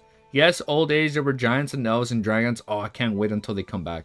Someone will get Monoslin. Ozig is the best history perceptor. Also is a goat mentioned. Interesting. Ozig is a goat. We love our tan man. This novel is inspired by a lot of media. Okay, I can see that. Daddy Azik. There's a lot of daddies and mommies mentioned, right? So there was like mommy goddess of Everlight. Chicken tender's the best. Ooh, I love me some chicken tender. Since I've been trying to get in shape, I'm eating a lot of rice and chicken, so I'm experimenting with some good marinated sauces. All LOTM readers hate mushrooms. Yeah, shit. So this year is right up my alley because I fucking hate mushrooms. Nah, I'm kidding, dude. I put that like LOTM on a Hello Talk bio, and a bunch of Chinese people said hi within minutes. What is that? Hello Talk? Is that like an app? We are not friends anymore. Pineapple pizza. Bro, wait till you try it. I hated it for years. Now I love it. We should all be like you, but some people are just obscened with mushrooms. How do you eat this? Bro, is good. Yeah, some pine. Oh, and then, oh, not only that. Okay, sidetrack. Well, last sentence, and then I'll go back to reading. Not only do I... Yo, what's up, Sand? I'm telling people how the best pizza is pineapple and ham pizza. And not only is pineapple and ham pizza the best, you drizzle it with barbecue and ranch. Oh, man, it's so good, bro. You guys gotta eat it. Oh, man, it's so good. Yo, what's up, Sand? Thanks for joining, dude. Man, you've been here the longest. What's up, dude? Yo, man, the homie Sand, he is the one that told me to react to the trailer, and then I ended up reading it. It was so good, dude, man. Yo, bro, you better be agreeing with me when you said bro. Yo, man, the homie Sand, he's the one that started it all, man. God bless this, man. Oh, no. Praise the storm. Praise my lord, right? I'm trying to use their language. All right, let's keep reading. Good thing I paused the video. That was not dragged on. You're not losing weight anytime soon. No name spoilers? Okay, no, we'll chill on names. It's okay if you guys want to. Or if you want, we can say names that have already been mentioned. So, like, if they're talking about, like, the goddess Everlike, or they mention is it, we can talk about them. Right? Yeah, I think we'll be good. Oh, God. Wait. I don't know what was the last thing I read. Klang was fully aware of the cabinet, supported the disc on the right. There are 4 more days before Monday. 12th of May, Azik mentioned the common language fantasies. 16th of May. I'm gonna read from 16th of May. Oh, I'm gonna read from 16th of May. Wait, I think I probably skipped something. 16th May, Senior Associate Professor Cohen and Mr. Azik discussed the inevitability of the Age of Steam. Mr. Azik... Oh, I did read that. 29th of May, Welcome found me and told me that he had acquired a notebook from the 4th epoch. Oh my god, it's a notebook from the 4th epoch. So we're on the 5th epoch, right? A notebook from the 4th epoch. He didn't want to ask the archaeology department students for help, so he came to Naya and me to help him decode the contents. How can I refuse? Of course, I can only do it after my graduation defense. I can't afford riveting my attention at the stage. This caught Klein's attention. Compared to the notes about history and viewpoints, disagreements, and appearances of a notebook from the 4th epoch might have led to Klein's suicide. Oh. So there's a mystery here. Ah. I smell something. Don't say true names of anyone, Red Devil. Okay, I won't read that because I haven't read that part yet. Okay, I won't read it. No, it's okay if you guys don't want me to read true names. The 4th epoch was the epoch before the present Iron Age. Its history was mysterious and incomplete due to the fact that the few tombs, ancient cities, and records have been found. Archaeologists and historians could only refer to the ambiguous records provided by the 7 major churches centered around their religious teachings to rough of the original picture. They knew the existence of Solon Empire, the Tudor dynasty, and the Turnawist Empire. Having set his sights on solving the mystery of restoring history, Klein didn't have much interest in the first 3 eras, whose roots were closer to legends. He was more interested in the 4th epoch, also known as the Age of Gods. Do we have gods in this series? Yo, you're not losing weight anytime soon. I'm sad. Praise the lady. I read a name. I thought I read Iron Mouse, so I'm going to skip it, since you guys said don't worry about names. Can we say the true name of Evernight? Jokes aside, I love mushrooms. What are you saying for me and Praja? Okay. No true names, guys. Okay, so which one are true names? So I vaguely read the name. I read Iron Mouse. So I am as of right now, I am correlating, as you guys have been saying, Mommy Evernight to Iron Mouse. Because that's what it sounded like I read. Laugh Mouse, wait until he learns true creators. Oh, I'm piped. I'm piped. I'm hyped to know more about like the world in the series. I'm ready, dude. So, Klein was so concerned for his future career and thus focused on the interview, but it was all futile. Klein could not resist exclaiming. Universities were still very scarce, and the majority of students were either from noble or wealthy families. As long as he did not have an extreme mindset, a commoner who had been admitted into the university would have been able to build precious social connections through the group discussions and networking. Oh, we're almost done with the chapter. I literally just read the word networking. Where am I? Networking events despite the prejudice and exclusion from the entrenched social circles. The very generous Welch McGovern was an example. He was not the son of a banker from Constant City, mid-seas higher Leon Kingdom. He was used to asking Nyan Klein for help because they were always in the same group for work. Without thinking further, Klein continued reading the notebook. 18th of June, I have graduated farewell Kyoto University. 19th of June, I have seen the notebook. By comparing the 4th H notebook, 22 watching. Yeah, dude, we're at 22! Bro, what? No, so you guys... Yeah, I know you guys are worried about spoilers. I know you guys trying to be super protective. Don't read comments below mine. Okay, no, it's okay. Don't worry about spoilers, guys. You guys just said... Mommy Goddess Everknight's name is Iron Mouse, and Iron Mouse is a VTuber. So as of right now, I am correlating her to a VTuber. 19th of June, I have seen a notebook. By comparing the sentences structures and the root words, I discovered there was a modified form of ancient Phaeacic. More precisely, over the course of its 1,000-year history, the Phaeacic language has changed constantly a little time. Wow, I read that pretty fast. The 20th of June, we have deciphered the contents of the first... So these are Klein's notes before... he allegedly shot himself. Don't listen to Nightmare to give him spoiler without context. No, it's okay. No, we're good right now. 20th of June, we have deciphered the contents of the first page. The author was a member of a family called Antigonus. 21st of June, he mentioned the Black Emperor. This is the anarchinistic with regards to the time of this notebook that deduced to be written. Is Professor wrong? Is a Black Emperor a common title for every emperor of the Solemn Empire? LOL, VTuber Evernight. Yeah, I'm already thinking VTuber Evernight. 22nd of June, the Antigonus family apparently had a very high standing in the Solemn Empire. The author mentioned that he was marking a secret transaction with a person named Tudor. Tudor, is it related to Tudor dynasty? 23rd of June, I am trying to restrain myself from thinking about the notebook and going to Welch Place. I need to prepare for the interview. It's very important. Oh, so yeah, so this is before Klein. Yeah, so these are his notes before the transmigration. 24th of June, Naya tells me that they have found something new. I think I need to check it out. Oh, okay. Make sure to remember some of this. No, I'm remembering. So they had a book from the 4th epoch and they're trying to translate it. Guys, the pathway, would y'all go if... Oh, I want to go on the most broken one. 24th of June, Naya tells me that they have found something new. I think I need to go check it out. 25th of June, from the new deciphered content, the author had accepted a mission to visit the nation of VTuber Evernight. The nation of VTuber Evernight, situated at the summit of the highest peak of the Hornicus mountain range. Oh my goodness. Oh my goddess, how could a nation exist at the summit of the peak, which is over 6,000 meters, 18,000 feet up in the sky above sea level?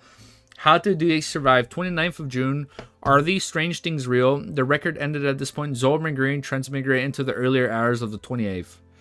So there's a 2-day gap? I love you, Sand. Oh, we love Sand. Sand's the homie, dude. I'd probably go Monster. It sounds promising. Which means to say that there was intended to be an entry for June 27. It's that line, everyone will die, including me. So from the 26th to the 27th, he found something crazy? Of course, but no more we must. Everyone will die, including me. Klein flipped the pages he first saw when he arrived, feeling goosebumps while he made the deduction. In order to solve the mystery of the original Klein suicide, he thought that he should visit Welch and take a look at the ancient notebook. So Welch is from the university, right? So he's going to go back to university? However, with a lot of experience from the novels, movies, and TV drama series, he suspected that if they were really rated, the visit would be very dangerous. Yeah, like, no, bro. You literally don't go back to the whole point of the murder mystery. Like, has my guy not played Mafia? Those who went investigating castles despite knowing they were all haunted served a warning. Yes, thank you. Oh, we're almost done with the chapter. We're a few more sentences. However, he had to go since escaping would never solve the problem. It would only make things worse until it welled over the completely drown him. Perhaps the call to the police, but claiming to have committed suicide would be silly, right? Knock, knock, knock. There was a series of questions for forceful. There was a series of quick and forceful knocks.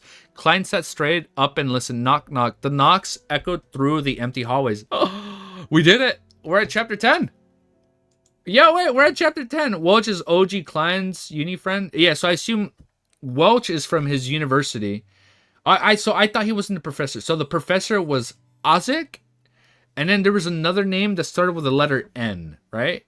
Okay. So after chapter 10, 1 day gap. Yeah, there was a 1 day gap. There's a 1 day. Why am I not? I should be recording this. We're doing the recap right here, right? So there was a 1 day gap, right?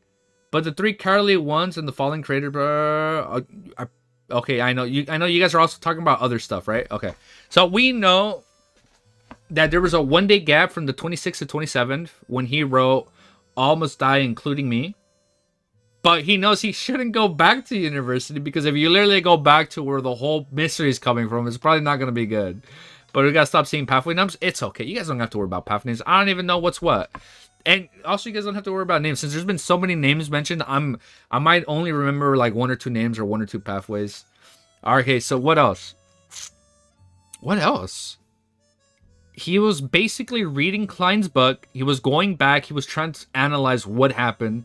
He realized the lumps or the dots on the back of his head from the luck enchantment ritual. So I assume he doesn't have to do the whole ceremony. Now he can probably just do it when he wants. Can everything nice when streaming? No, you're good, bro. No. You don't know what Alone Team fandom is. You don't know how are we? How are we? Am I part of the fandom yet? I probably can't be part of the fandom yet. Right? I have to read a little bit more. 23 people. Yo, we're at 23. That's so cool, dude. Yeah, look at that. That's so sick. This is the most. This is our new record, dude. I mean, wait, let me do a quick pause. When I was at Anime Expo, I streamed the Hololive streams when we weren't supposed to stream. I didn't know we weren't supposed to stream. But bro, that stream hit like a couple thousand people. Like a couple thousand people watched the stream. That was pretty crazy, man. That shit was pretty wild. And then like my phone kept overheating because so many people were joining. And I only had like 100 subs at the time. So it wasn't letting more than like 200 join. And I was like, guys, please subscribe so more people can join. And people were like, stop baiting subscribers. Like, no. And then I'd send a screenshot. Like, it literally says more people can't join the stream until I go up in subscriber counts. I'm not really spoiling. I'm giving nicknames. Yeah, you can give nicknames. That's all good, dude. That dots were on the back of his hand. Oh, it was on the back of his hand. Oh, so when he put it on his forehead. Oh, so the dot. So were the dots on the back of his hand or the back of his forehead? Okay. But he's basically realized he doesn't have to do the whole ceremony if he wants to do it again. Okay. All right, yeah, that can work. Yeah, saying the pathway names are okay. Just don't say the power. No, you guys can say names or like allude to names, but probably just not like spoil the abilities or this and that. Okay. All right, man. Now, bro, we're gonna hit chapter 10. I'll be honest, I didn't think I'd get this far, but it's been fun, and it's been fun talking with you guys. So this is cool, dude. This is fun. All right, man. You guys ready? Chapter 10 is called The Norm. Oh wait, let me add this in my notes. That way I can do the timestamp super quickly. Chapter 10 is 5150. Ooh, 5150 is chapter 10. Yeah, so after this chapter, I'll probably start taking notes. Would you guys want me to take notes off stream? Right? Back of his head. Okay, so I thought it was on the back of his head. Okay, so it's on the. Oh, you know what's crazy? If I probably go back and watch the anime trailer, there'll probably be a shot with the dots. Yo, glad I can make the stream. Yo, dude, thanks for joining the stream, dude. We made it to chapter 10. Oh my god, we made it. Bro, we've made it to the double-digit chapters, bro. Not starting ones, just not the higher sequence. Ooh, dude, look at that. We made it to the double digits. So we got the singles out the way. Once we get the double digits out the way, we're going to get the triple digits out the way. And then once we get the triple digits out the way, we're going to hit the big 4-digit 1,000 plus chapter. Literally, I'm telling you, man, one chapter, 1 day at a time. So it's been almost a week and we're at chapter 10. I think we got this. I get your point. Just don't explain the sequences. I think we're good, man. All right. Chapter 10, The Norm. Who is it? Klein was thinking about the mysterious suicide of the original owner of this body and the unknown danger. Oh, I have a theory on the body. I'll say it at the end of the chapter. Klein was thinking about the mysterious suicide of the original owner of this body and the unknown danger he might encounter when he heard the sudden knock on the door. He subconsciously opened the drawer, took out the revolver, and asked vigilantly. The other part was quiet for 2 seconds before a silently sharp voice in the awe accent replying, "It's me, Mountbatten Bisch." Is he saying the B word? No, it's okay, man. No, you're good. I know it's all right. Well, I mean, I won't remember. It's okay.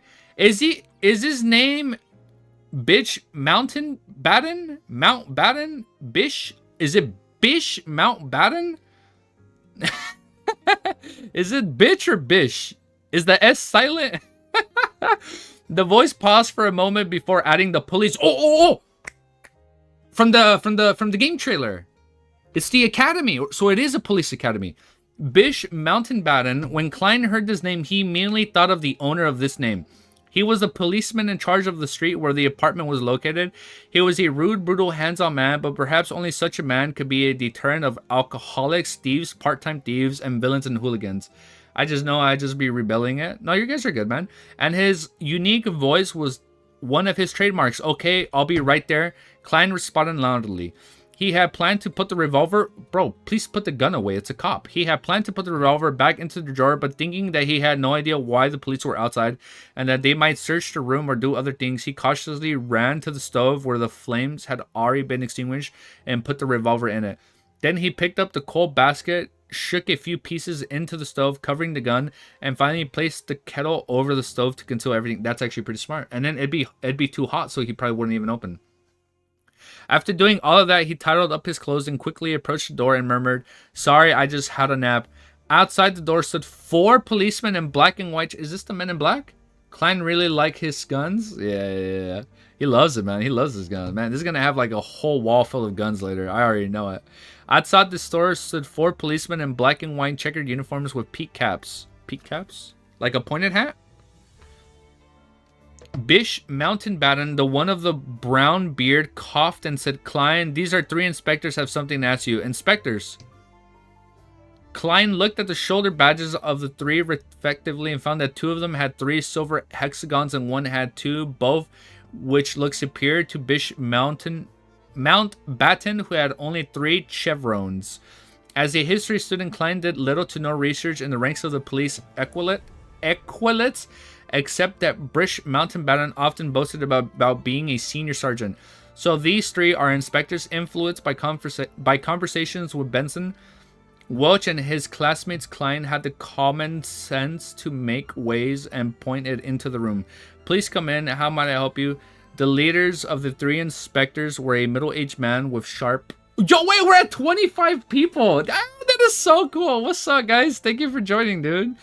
He seemed to be able to read the mind of a person and make them fearful. His eyes were wrinkled at the edge of his hat, revealed light brown hair. He looked around the room and asked in a deep voice, "Do you know the Welch McGovern?" "What's wrong with him?" Klein quivered and blurred back, "I am the one asking questions." The dignified middle-aged police inspector had a stern look in his eyes. The inspector next to him, also wearing 3 silver hex, so it's same rank as him, looked at Klein and smiled gently. "Don't be nervous. It's just a routine questioning." I call cap, and you have Klein in volume 3. I didn't read the beginning part, so maybe I shouldn't read it. Oh, it's just type in chat. "Don't be nervous. It's just a routine type questioning." This policeman was in his 30s with a straight nose and grayish eyes, like a lake in an ancient forest that no one visited, gave him an indescribable sense of death.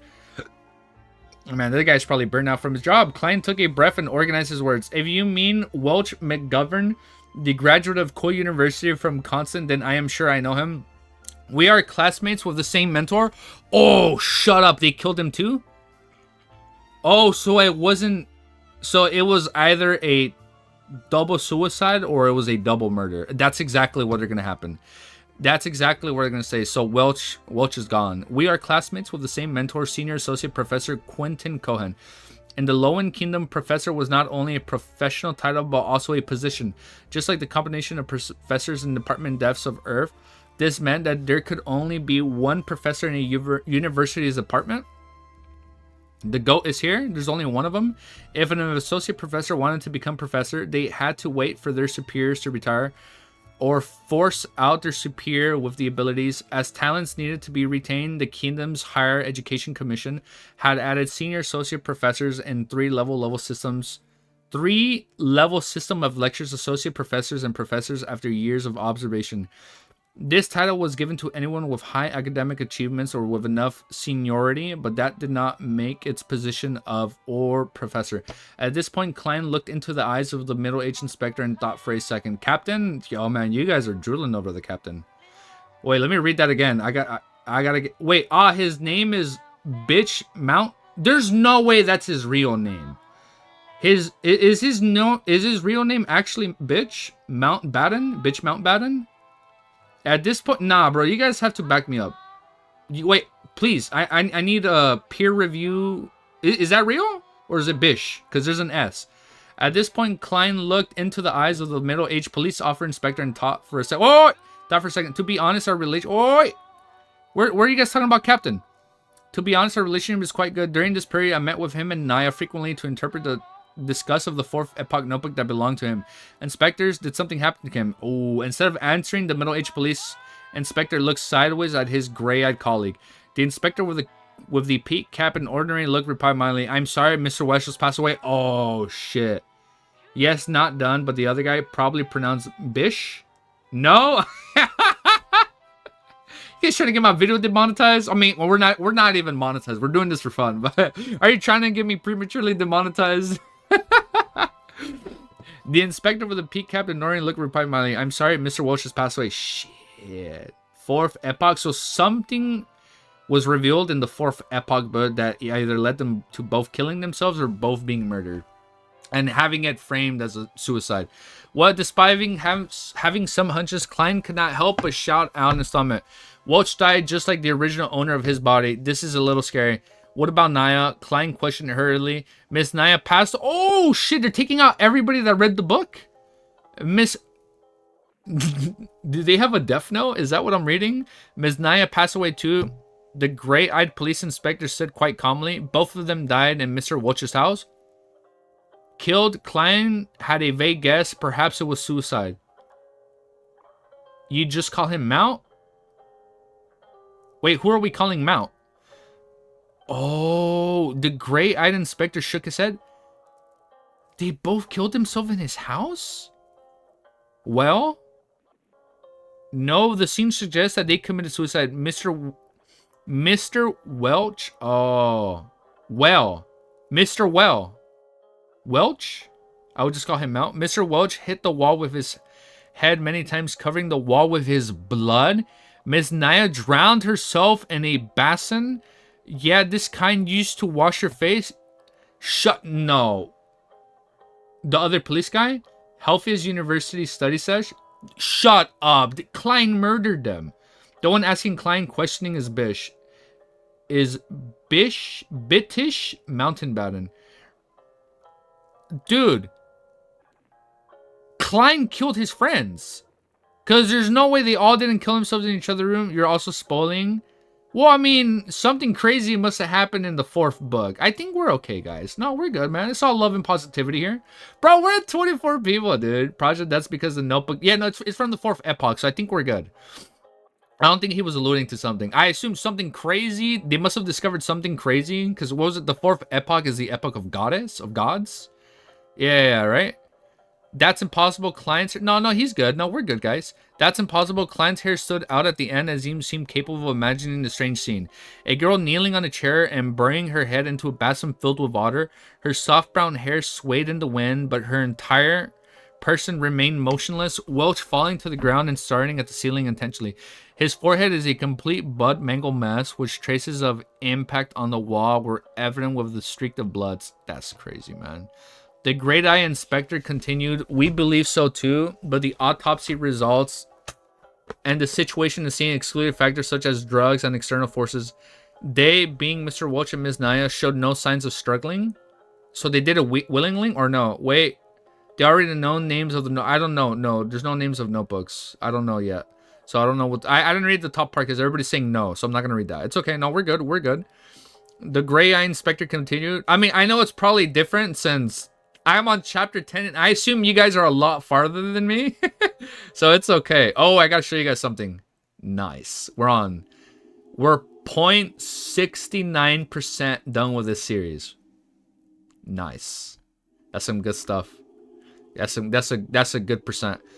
Oh man, the Gray Shine Inspector continued. We believe so too. Wait. While the traces impacted on the wall were evident with the streaks of blood. Let me read. His forehead is in a complete blood-mangled mess. While the traces of the impact on the wall were evident with the streaks of blood. The Gray-Eyed Inspector continued. We believe so too, but the autopsy results in the situation and seen excluded factors such as drugs and external forces. They, being Mr. Welch and Ms. Naya, showed no signs of struggling. Before Klein could speak again, he stepped into the room and asked, pretending to be casual, when was the last time you saw Mr. Welch and Ms. Naya? As he spoke, he gestured with his eyes to his colleagues with two silver hexagons. He was a young police inspector and looked about the same age as Klein. Oh. So there's a 30-age dude, the 30-year-old man with dark grayish eyes, and then there's the guy that looks like Klein. With black sideburns and green pupils. I got green eyes. Look, I have green eyes. Yeah. I also got green eyes. Oh, we got the same color eyes. He was good looking and had a poet's romantic temperature. Are we stopping at chapter 10? We might stop at chapter 10 because I've been live for almost an hour and a half, and I was trying to do my notes. I figured we can. I figured you guys can help me recap it together right here and there. But we can go further. If you guys want to go further, we can keep going. He was a young police inspector and looked about the same age as Klein, with black sideburns and green pupils. He was good looking at the poet's romantic temperament. When he heard the question, Klein thought about it and answered thoroughly. It should be June 29. We were reading a new chapter in the notes. Then I went home to prepare for my interview on June 30th. The interview was for his history department of Tingen University. Tingen was known as the city of universities. There were two universities, Tingen and Koi, as well as... Oh, I almost disconnected the power. I am so... Dude, the power cable is connected right under it, and sometimes when I fidget too much, and I get all fidgety, you know, my legs have disconnected the power. I gotta be super careful. I have to keep my feet grounded. Ooh, man. It will be tomorrow this time zone in 2 minutes. Tingen was known as the city of universities. There were two universities, Tingen and Koi, as well as technical schools. Wait, what music are we on? We're on Death Stranding music. Okay, we're almost at, like, music I shouldn't be playing on stream. There were two universities. Oh, yeah, so it's a law colleges and business colleges. It was second only to Backland and Capital. As soon as he finished, he saw the young police inspector walking towards his desk in the corner of his eyes and picked up the notes that resembled a diary. Damn, I forgot to hide it. Hey, Klein cried out. The young inspector smiled back at him, but did not stop flipping through his notes, while the gray-eyed inspector saying, this is a necessary procedure. At this time, Bish Mountbatten and the dignified middle-aged police inspector were just watching without interpreting or assisting in the search. Where are your search warrants? Klein had intended to question them, but on second thought, the judicial system in the Lowen Kingdom did not seem to have such a thing as search warrants. At least he did not know if there was one. After all, the police force he had only been establishing for 15 or 16 years. When the original owner of this body was still a child, they were still called sheriffs. It's 1:30 till midnight. The main character of the era. Oh, I hear my puppy. Ellie! Wait, let me bring my puppy. Don't worry, I paused the video so it's not too long. Ellie! Ellie! What happened?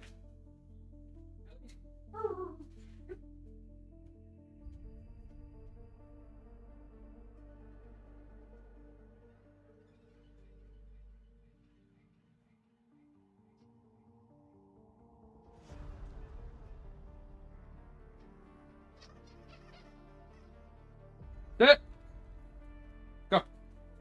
Thank you. Sorry, she was barking. I feel like she's probably lonely. Okay, let me restart the playlist. I hurt my leg, man. I think I hurt it at the gym, man. My leg is so fucking stiff. Let's put this on. And the reason I started reading LTMS because of the Pay Gorn fan art.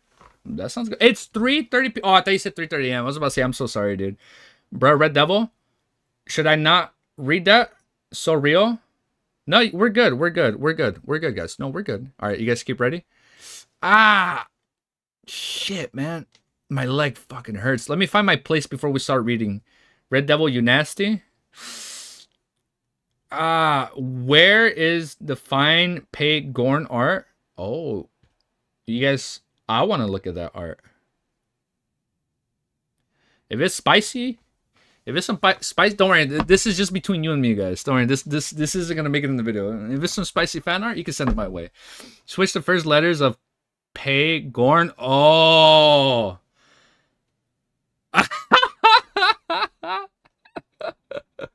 I get you. You nasty.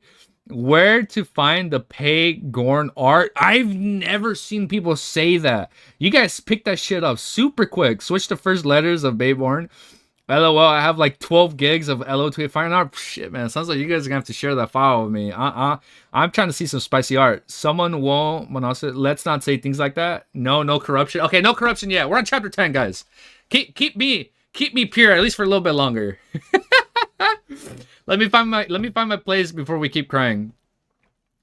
Ah, shit, man. Oh, my leg is so stiff. Say Gex. Oh, may the EBS purity. I get it now. Wait. Don't actually say it, because then it would pop out on the video, and then the video will get censored. So that'll be between us, right? That's funny, dude. You guys are fucking funny, man. I love you guys. We're at 22 people live. That's so fucking sick. As soon man, you guys are cool, dude. You guys are fun. As soon as he finished, he saw the young police inspector walk towards his desk in the corner of his eye and pick the notes which resembled a diary. Damn, I forgot to hide it. Oh, he's gonna go through it. Hey, Klein cried out. The young inspector saw back at him and did not stop flipping through the notes while the gray-eyed inspector explained this is necessary procedure. At this time, wait, did I just read this? At this time, Bishop, Mountbatten, and dignified middle-aged police inspector were just watching without interpreting. Where are your search warrants?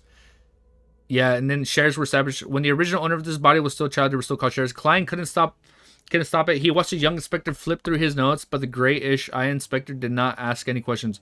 What is this strange thing? The young police inspector turned to the end of the notes and suddenly asked, and what does this mean? Everyone will die, including me.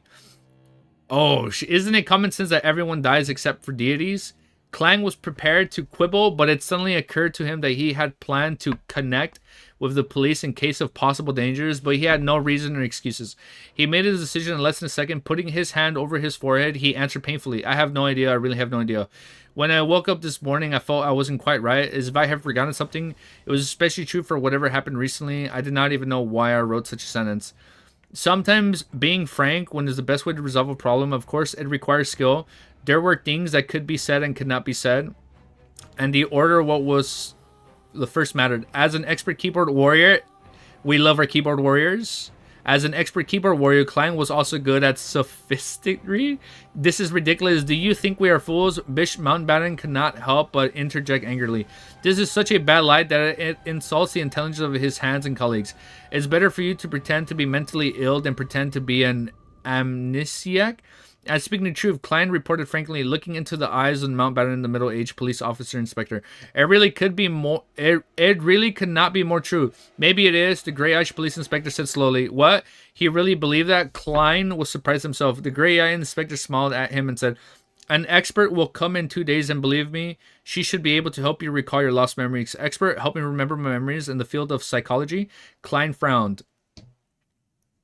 Okay. Hey, what if memories of Earth were exposed? He suddenly felt like face-palming himself. The young police inspector put down his notes and searched his desk and room. Fortunately, he focused on books instead of lifting the kettle. Oh, where he put the gun. Well, Mr. Klein, thank you for cooperating. We advise you that you better not leave Tingen for the coming days. If you have to, please... Oh, Tingen. Isn't that a name in Mount Haas sect? Right? Sandago stopped cooking? He cooking? Mommy Dally mentioned. Okay, I'm getting hyped. If you have to, please notify Inspector Mountbatten or you'll become a fugitive. The gray-eyed police inspector warned. That's it for today. No other questions with deeper investigations or taking me back to the police station to torture me for information. Klein was at a loss. Nevertheless, he wanted to solve the odd turn of events brought by the Welch too. So he nodded. That wouldn't be an issue. The inspectors exited the room one by one, and the young man at the instantly patted Klein on the shoulder. It's really nice, very lucky. What? Klein's face puzzled. Oh, we're almost done with the chapter! We're almost done with chapter 10! What? Klein's face was puzzled. The green-eyed police inspector with a poet's tempered smiled and said, generally speaking, the norm is for all the involved parties to die in such an event. We are very glad and fortunate to see you still alive. After that, he exited the room and closed the door behind him politely. The norm is for everyone to die together. What the fuck am I reading? Very glad that I'm still in life. Fortunate that I'm alive. On this June afternoon, Klein was chilling all over. Wait, what was the Bloodborne reference? I mean, the music is from Bloodborne. It's called The Witch of... I forget what's called. The Witch of something. Broad Red Devil, we really need to purify you. Tarnish, yes, Bloodborne, and only that. Dude, we did it! We hit chapter 10. Yo! Alright, it took us an hour and 10 minutes in the recording. And not 130 on the live stream. But shit, we got through it. Yo, should read volume 1 to stream. Isn't volume 1 until like chapter 144? This is a good chapter. So basically, cops came in. And then the original did die, so it's true. Yeah, the cop wasn't half wrong, dude. He actually did kill himself. Or somebody killed him. This is good. So basically, cops came in. The very mysterious dude, stop the spoilers. No, it's okay. It's okay. So oh my god, what happened, man? I don't think they are who they say they are. Yeah, we're not finished. We are not gonna hit the end of volume 1 today. 200 chapters. I really don't understand Klein X Justice. Volume 1 is 200. Ooh. So on the web novel app, it says it's 144. Like 2 or 3 more chapters. Yeah, we can read a little bit more. Let me drink some water. Let me just go get some G Fuel. I need to pick me up.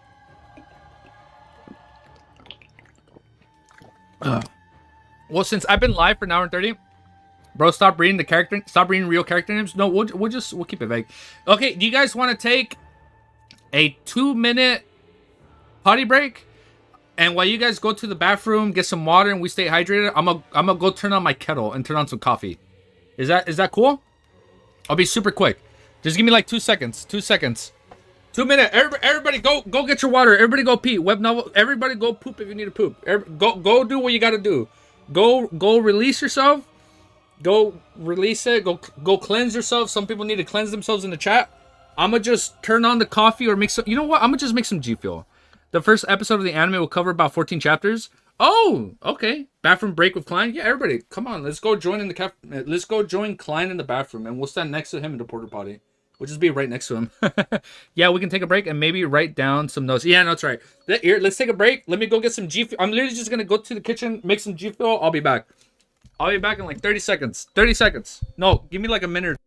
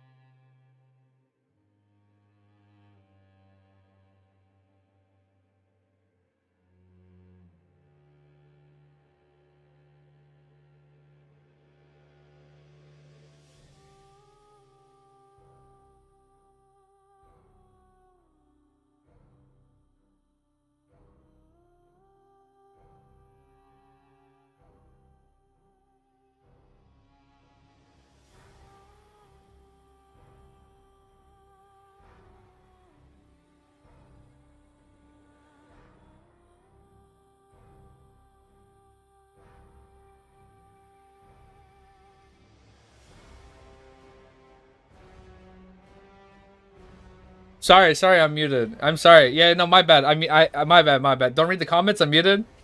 Dude, my little girl is ignoring me because I've been streaming for an hour and a half. Are you ignoring me? Are you ignoring me? Are you mad at me? Are you having a tantrum? Yeah. I'm still muted?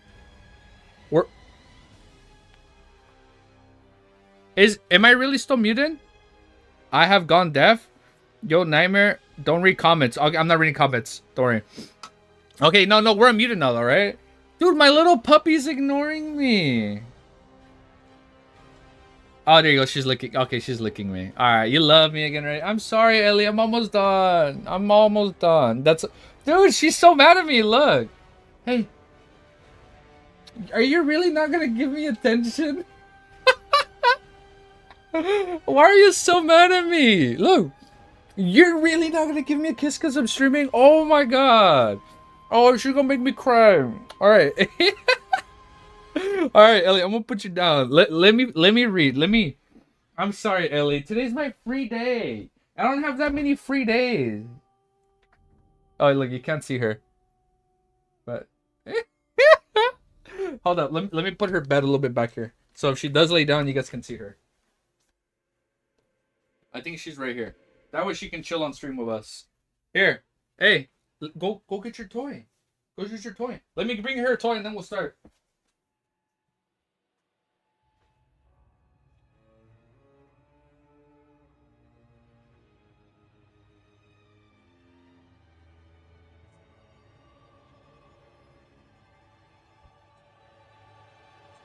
Sit.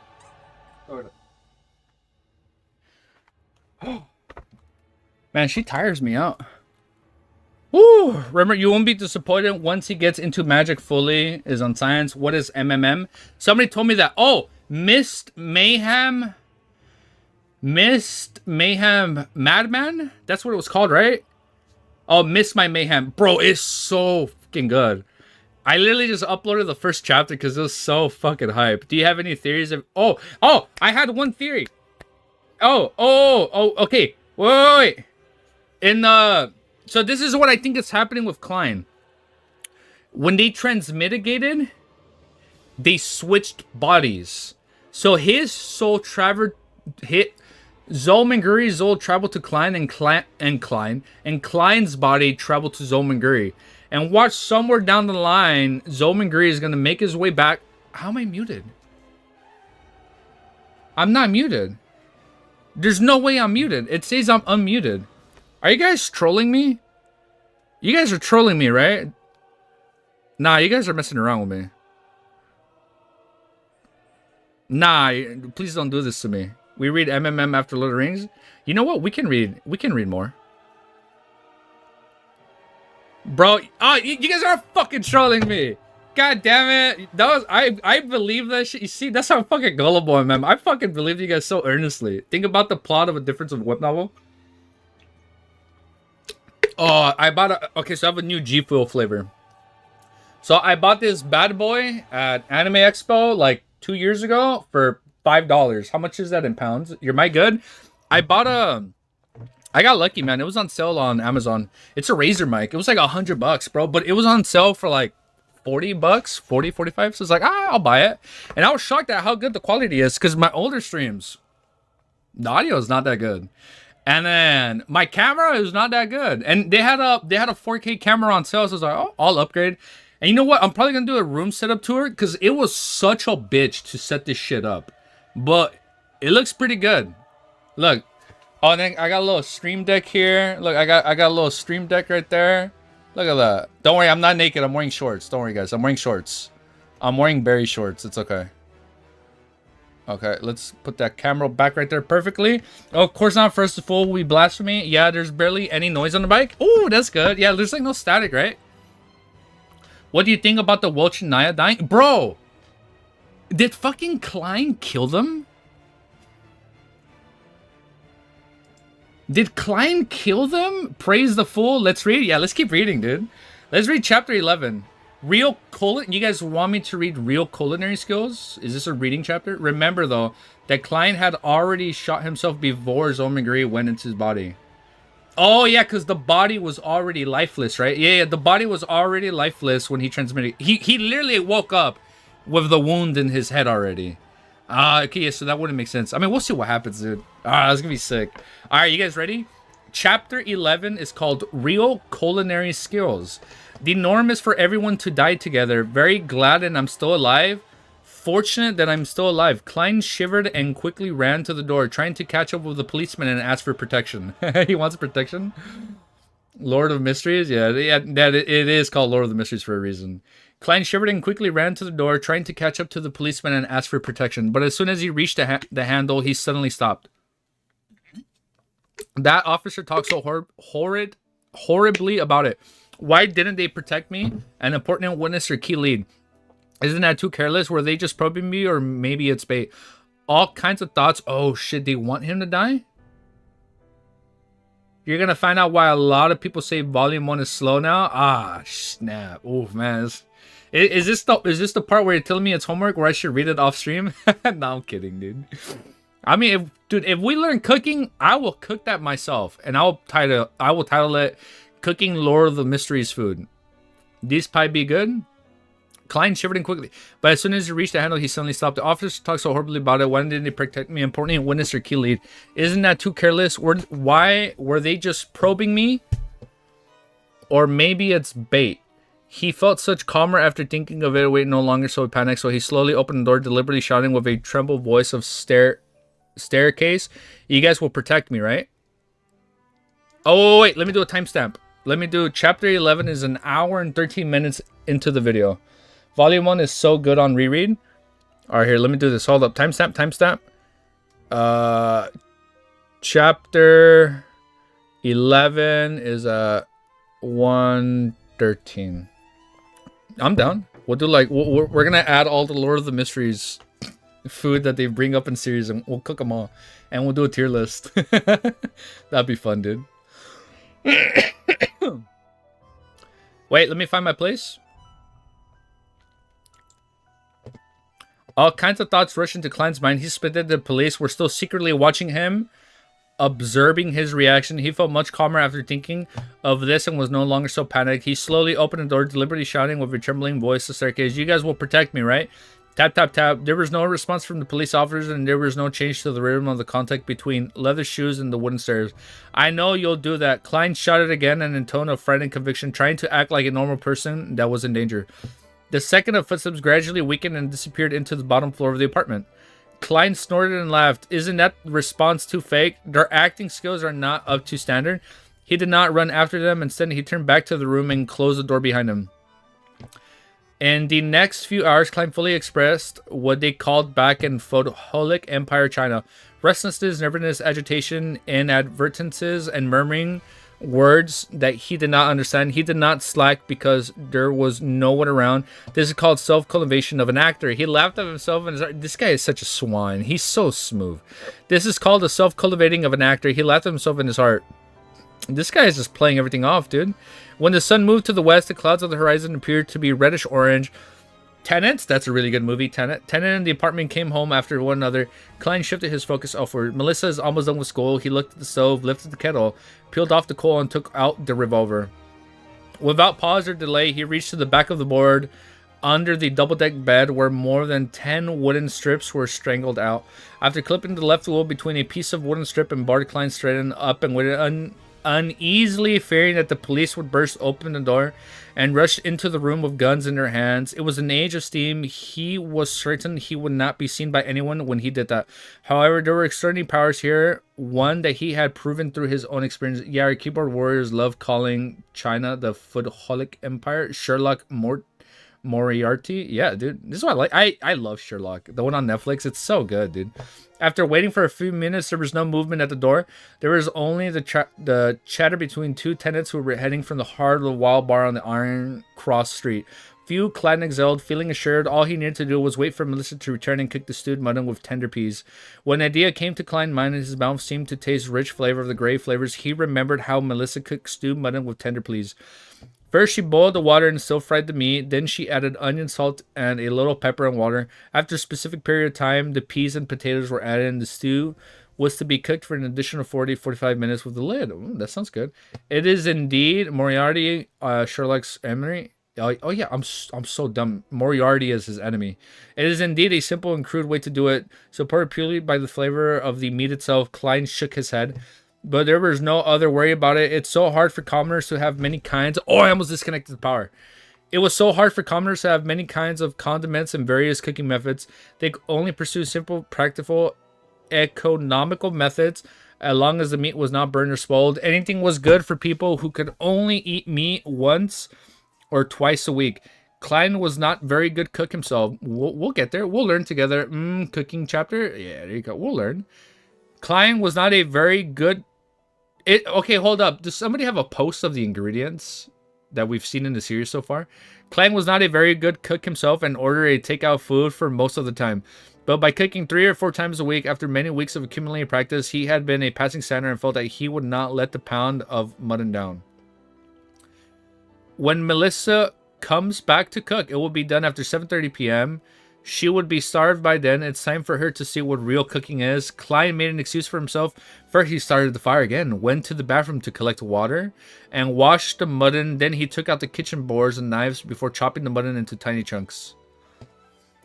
As for the explanation for his sudden culinary skills, he decided to blame it on the dead Welch McGovern, who had not only hired a chef who was good at the mid-seashire flavor, but also often created his own delicacies and invited people to try them. Well, the dead cannot refute me. Nevertheless, 'tis his, there's a world of beyonders. The dead are not necessarily undone to speak. With that in mind, Klein felt a little guilty conscience. He threw aside his confused thoughts and put the meat into the soup bowl. Then he took out the condiment box and added into a spoonful of crude salt, half of which had begun yellowing. In addition, he cautiously took some black pepper grains. Ooh, that sounds good. Pepper grains from a special malt bottle and mixed it into the marinating them together. Fool that these belong to this era. There it is. The bathroom destroyer, Klein the cook, the fool and the goat. Misters and rulers are sure great. It is posted in Lord of the Rings sub like 7 months ago. It is very detailed. Somebody had a very detailed post on the ingredients. Alright, that sounds hype. He placed a saucepan on the stove, and while waiting for it to heat up, Klein rummaged for the carrots from yesterday and cut them into pieces alongside the onions he bought today. When he was done with the preparations, he took out a small can, that cupboard, and opened it. There was not much lard left in it. Klein took a spoon and put it in the pan and melted it. He then added carrots and onions and stirred it for a while. As for the fragrance... Oh my god, I cannot read. As the fragrance began to pervade, Klein poured all the mutton into the pot and fried it with care for a while. He should have added cooking wine in the process, or red wine at least. However, the Mornay family did not have the luxuries and could only drink a glass of beer a week. Klein had to make do with what... I don't even drink beer. I'm not the biggest fan of beer. Klein had to make do with whatever was available and poured in some boiled water. After stewing for about 20 minutes, he opened the lid, put the tender... This is so sweet, though. He's doing this for his sister. You're making me so hungry, and it's like 10 p.m. at night. Hey, late midnight slag, dude. Late midnight slag. Username, Red Devil. Food that doesn't belong in this era. Oh, you're right. He's cooking food you wouldn't normally see here, right? After stewing for about 20 minutes, he opened the lid. Oh, when he was done with the preparations, he took out a small can from the cupboard and opened it. There was not much lard left in it. Klein took a spoonful, put it in the pan, and melted it. He then added in the carrots and onions and stirred it for a while. As for... Is he making like a stew pot? I don't really like beer either. Nah, I don't like it. I mean, I'll drink like White Claws. Like water seltzer. Like that I can drink because it doesn't taste bad. But I don't drink that much in general. As the fragrance began to pervade, Klein poured all the mutton into the pot and filled with the care of a while. He should have added cooking wine in the I just read that. After stewing for about 20 minutes, he opened the lid and put the tender peas and cut potatoes in it and added a cup of hot water and 2 spoons of salt. He closed the lid, lowered the fire, and exhaled satisfactorily, waiting for the sister to reach home. As second turned into minutes, the fragrance in the room intensified. There was the allure from meat and the rich smell of potatoes and the refreshing scent of onions. The smell gradually mixed up, and Klein swallowed his saliva from time to time, keeping track of the time with his pocket watch. After more than 40 minutes... It took 40 minutes? Whiskey is best. I've had a whiskey here and there. Yeah, Klein and his family are so wholesome. Yeah, this is sweet. He's literally doing all this for his sister. After more than 40 minutes, some not so brisk but rhythmic footsteps approached. A key was inserted and the handle was turned and the door opened. Before Melissa came in, she whispered doubtfully, "Smells good." With her bag still in her hand, she stepped in and glanced over the stove. "You made this?" Melissa took off her veil and her hand paused mid-air, looking inclined in astonishment. She twitched her nose and inhaled more of the fragrance. Her eyes quickly softened and she seemed to find some confidence. "You made this?" she asked again. "Are you afraid that I waste the mutton?" Klein smiled and returned with a question. Without waiting for an answer, he said to himself, "Don't worry. I specifically asked Walsh to teach me how to cook this dish. You know, he has a good cook." First time, Melissa's eyebrows creased subconsciously, but they were smoothed by the fragrance. "It looks like I'm talented," Klein laughed. "It's almost done. Put your books and the veil hat down somewhere. Go to the bathroom, wash your hands, and then get ready to taste it." I'm very confident about it. It's crazy that this isn't his real sister, but because he has all Klein memories, he still has like this attachment to her. He has like an attachment to her. If I'm having a small amount of friends and I'll have wine. Oh, okay. If I'm trying to get hammered in vodka, I can't, man. For parties, ladders are great. Oh, man. I've never had rum. I don't think I've had rum. When she heard her brother's ordinary arguments and saw his gentle and calm smile, Melissa stood rooted at the door and failed to respond in her daze. "Do you prefer the mutton to be cooked longer?" Klein urged with a laugh. "Ah, okay. Melissa jolted back to her senses. With a handbag and a veil each hand, she rushed into the room quickly. When the lid of the saucepan was uncovered, a sudden blast of steam appeared before Klein's eyes. 2 pieces of rye bread were already placed to the side of the mutton, and tender peas, allowing them to absorb the fragrance and the heat to become soft.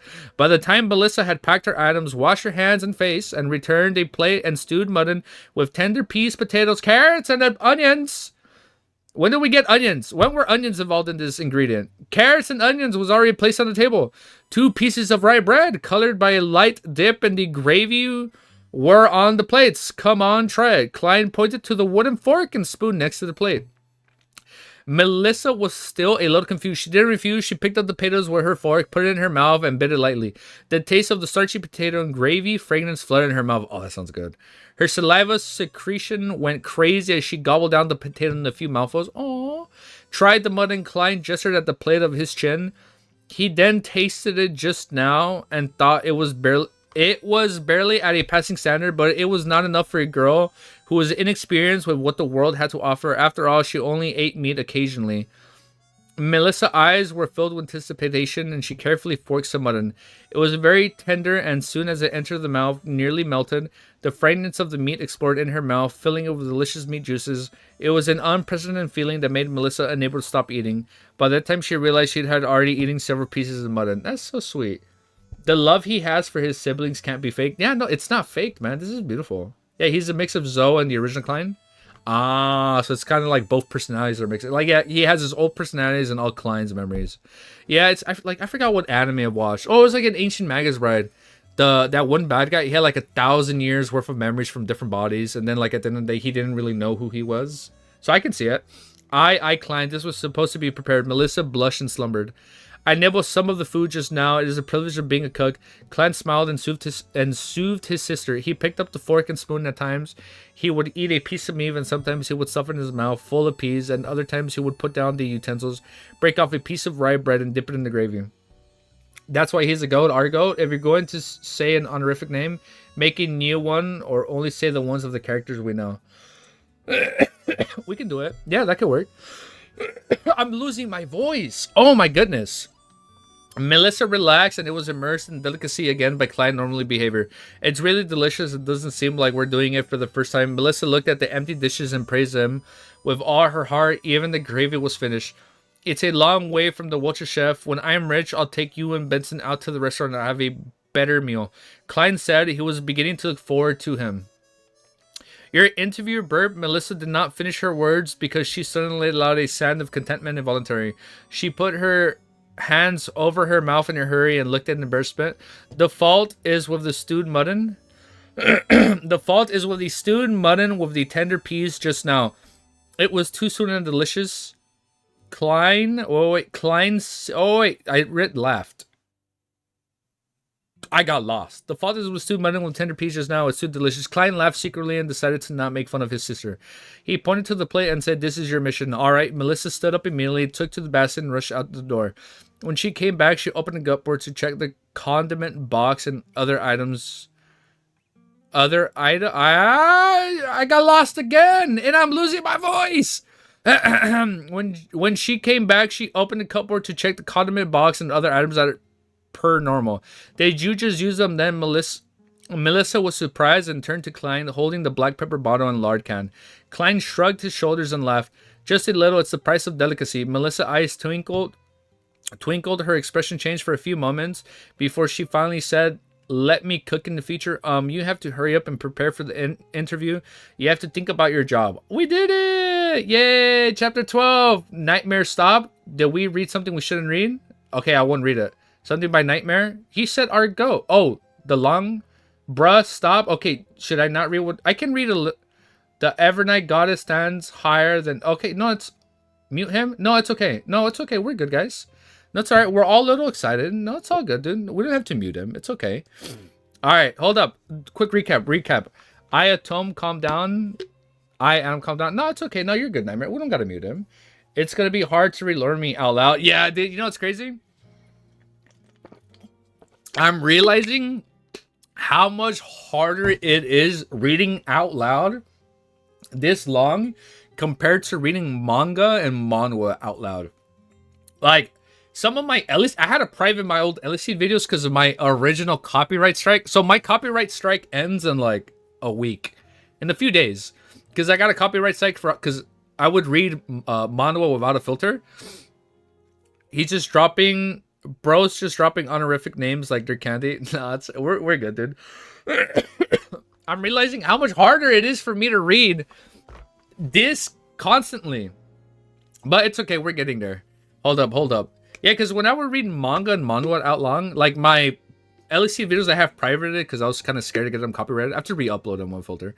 But like some of the videos were like 3 hours long and they were like, I was good. I would read for 3 hours and then like maybe then my voice would get a little bit sore. But it's like I was mostly like, oh my god. Or I'd read very short sentences here and there. So did you enjoy the very lore heavy chapters? I like it. So far, there's something going up with the cops. You should try audiobook. I should probably try audiobook. Are there any... You know what's crazy? I think if I use Microsoft Edge, I can have it read to me. He'll learn her honorific name soon anyways. Okay, so you told me this if this is interesting. Like, when my voice is like this, what if I did just... Because I think Microsoft Edge has an option where you can read out loud. By the end, you're going to become an ancient Roman orator. I don't even know what's an orator. But I'm down. I want to see what that is. But would it be interesting if I did have like a... If I have Microsoft Edge read like at least a chapter here and there to me? Or should I just read it? Because I think I'm good. I'm pretty sure with time I'll get better at reading this long. Should we read one more chapter? Or should I skim and read the manhwa chapters? No, I'm not going to read the manhwa chapters on this stream. That way I don't have to private it. Professional speaker? Ah, professional speaker. But then you're going to become an ancient Roman professional speaker. Okay, I'm done. Okay, let me finish my G Fuel. And we can read one more chapter. Shut up. Can we went up in subscribers again? Wait, we just went up 5 subscribers.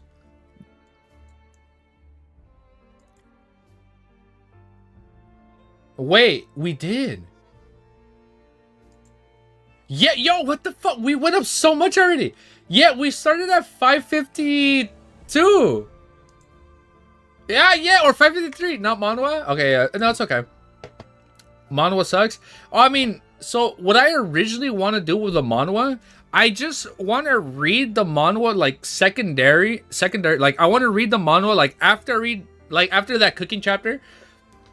If I go back to the manhwas, I would only read up until that cooking scene, and like I won't go any further. But I mostly just want to read it, just so I can visualize like characters and environments. The next chapter is gonna be a breakthrough. Okay, just finished my cup of tea from the bathroom break. Yeah, there you go. That's a good cup of tea, dude. Okay, wait. You watch him in the bathroom, dude? It's all good. Judgment free zone.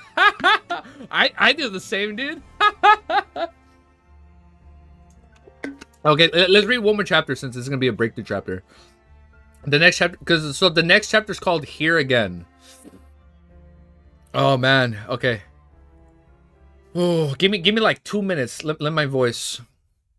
Just give me like 2 minutes to like talk very quietly and whisper. And let me add the timestamp right here. Just finish my cup of tea. So chapter 12. Chapter 12 is an hour and 26 minutes in. An hour and 26 minutes. Not from earlier. I went to make tea. Oh man, I should have made coffee. I probably should have made coffee earlier. That way it's like nice and hot and I read it and it helps like warm my throat down. Not from earlier. Oh wait. Hey. Hi Ellie. Come here. Hey, Ellie. Audiobook? Kingnan reads Lord Me chapters on YouTube audiobook? Okay. Hey, Ellie, come here. Hey. Woo. Come here. Hey. Oh. Why are you standing at the door? Come here.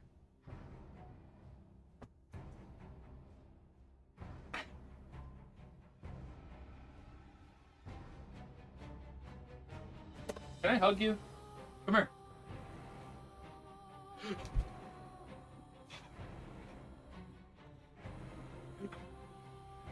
No? My puppy ran away from me. Oh, she's here. So, he's cool? So, wait, so what does he do? So, he reads them? Oh, so he makes them into audiobooks? Hi, Ellie. Why are you running in and out? I can look into him. Yeah, I'll be done. Someone other than me be wanting for Shadow Slave chapter after stream.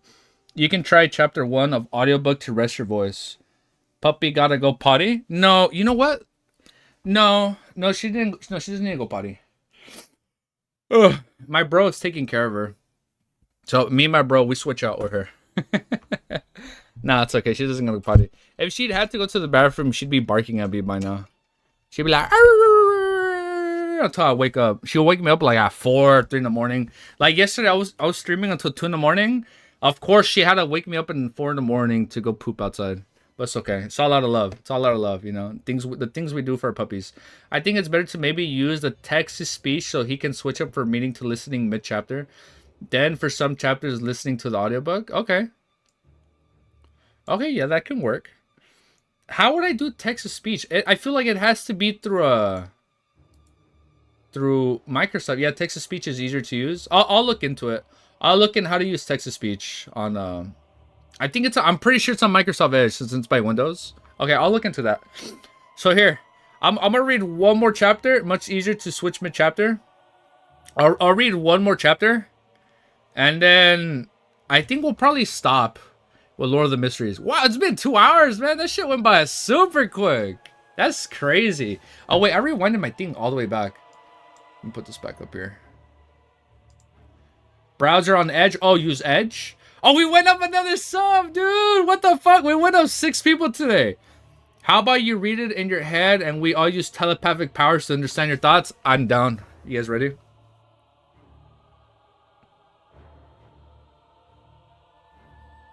That was such a good chapter, dude. Yeah, that's what I use personally because I hate the AI voice. Wait, it's nice to have someone read. Is it okay to do that? Like if I listen to him, would he get mad? Text to speech doesn't sound very good. W me read MMM after yet. Okay, so let's do this. After I read chapter 12. Well, no, it's okay. I'll probably make it a different stream. So hype. Yeah, that's the solution. Wait. So what was the YouTuber's name? Let me copy and paste his name. That way I remember. Would he get mad if I react to him? Or no? Like if I... Yeah, that's the solution. Okay, hold up. Yeah, look, my strike ends in oh, my copyright strike ends in 2 days. Yeah, we're almost copyright streak free. Cause I'm being super careful with when I read manhwa, because I know if you get 2 strikes, you can't stream. I can steal your thoughts. No. Wait, he didn't pop up. I typed his name. KNYRT Reese? I think that's okay for some time, but not mostly real voice. I just gotta find a place and dress to impress. Just read it to yourself. Okay, I'll read it to myself. For some reason, when I typed that name, you guys said the legend, the Tears of the Kingdom trailer popped up. All right, I'm gonna read one. I'll read one more chapter then. You know what? Dude? I'll probably read MMM tomorrow. Cause tomorrow, no, I'll probably read it when I react to Elysian on Tuesday. Oh, before we keep reading, yeah. So, cause I mean, I think after this, since my voice is already kind of sore after like 2 hours. Oh wow, it's been 2 hours and 12 minutes. I'll get used to it. So as the days go on, I should be able to read a lot longer. But that way, just so I don't private this whole stream, I'm Oh no, we'll see. We could private it. Oh no, we'll see right now. Yeah, you'd probably have to ask. Okay, can you say his name again? Because I didn't see him on my end. But I'll for sure look into the Microsoft Edge thing. No, just a few. Okay. No, just a few. Now let me see. Let's see how I feel after this one chapter. Let's read chapter 12. I was hoping for it. Okay, let's go on another one. Any audiobook? Okay. So chapter 12 is called Here Again. Melissa, can you not rub it in? Klein muttered inwardly. He felt a throbbing pain in his head. The amount of content Klein had forgotten wasn't considered a lot, but neither was it negligible. The interview was in 2 days, so he could find the time to make up for it. They just do 10 chapters at a time at like 2 hours each. Oh, wow. But you're making Discord server today? I would say today, but I don't know if I'm going to make it today. I'll try and do my best. No promises, but I would do my best. I know somebody asked me to make a Twitter account like 2 months ago, and I still haven't made it. I'm so bad. I gotta be quick. I'm gonna be quicker. I'll try and get to it. This amount of content Klein had forgotten wasn't considered a lot, but neither was negligible. The interview was in 2 days, so he could find time to make up for it. Furthermore, he was involved in such strange paranormal activities, so how would it be possible for that he would be in the mood to revise? Klein gave his sister a perfunctory response and began putting on the appearances of studying. Melissa moved a chair over to sit behind him. With light shining from the gas lamps, she began working on her assignments. The atmosphere was serene. When it was almost 11 o'clock, the siblings bade each other good night and went to bed. Knock, knock, knock. Pounding on the door, Rose climbed in from his bed. He peers out the windows to see the first glimmer of dawn. In a daze, he'd have flipped over it and sat up. Who is it? Look at the time now. Why didn't Melissa wake me up? It's me, Dunn Smith. He seems chill. Can you read this? Okay. Yeah, okay. I'll talk. I'll look him up too right now.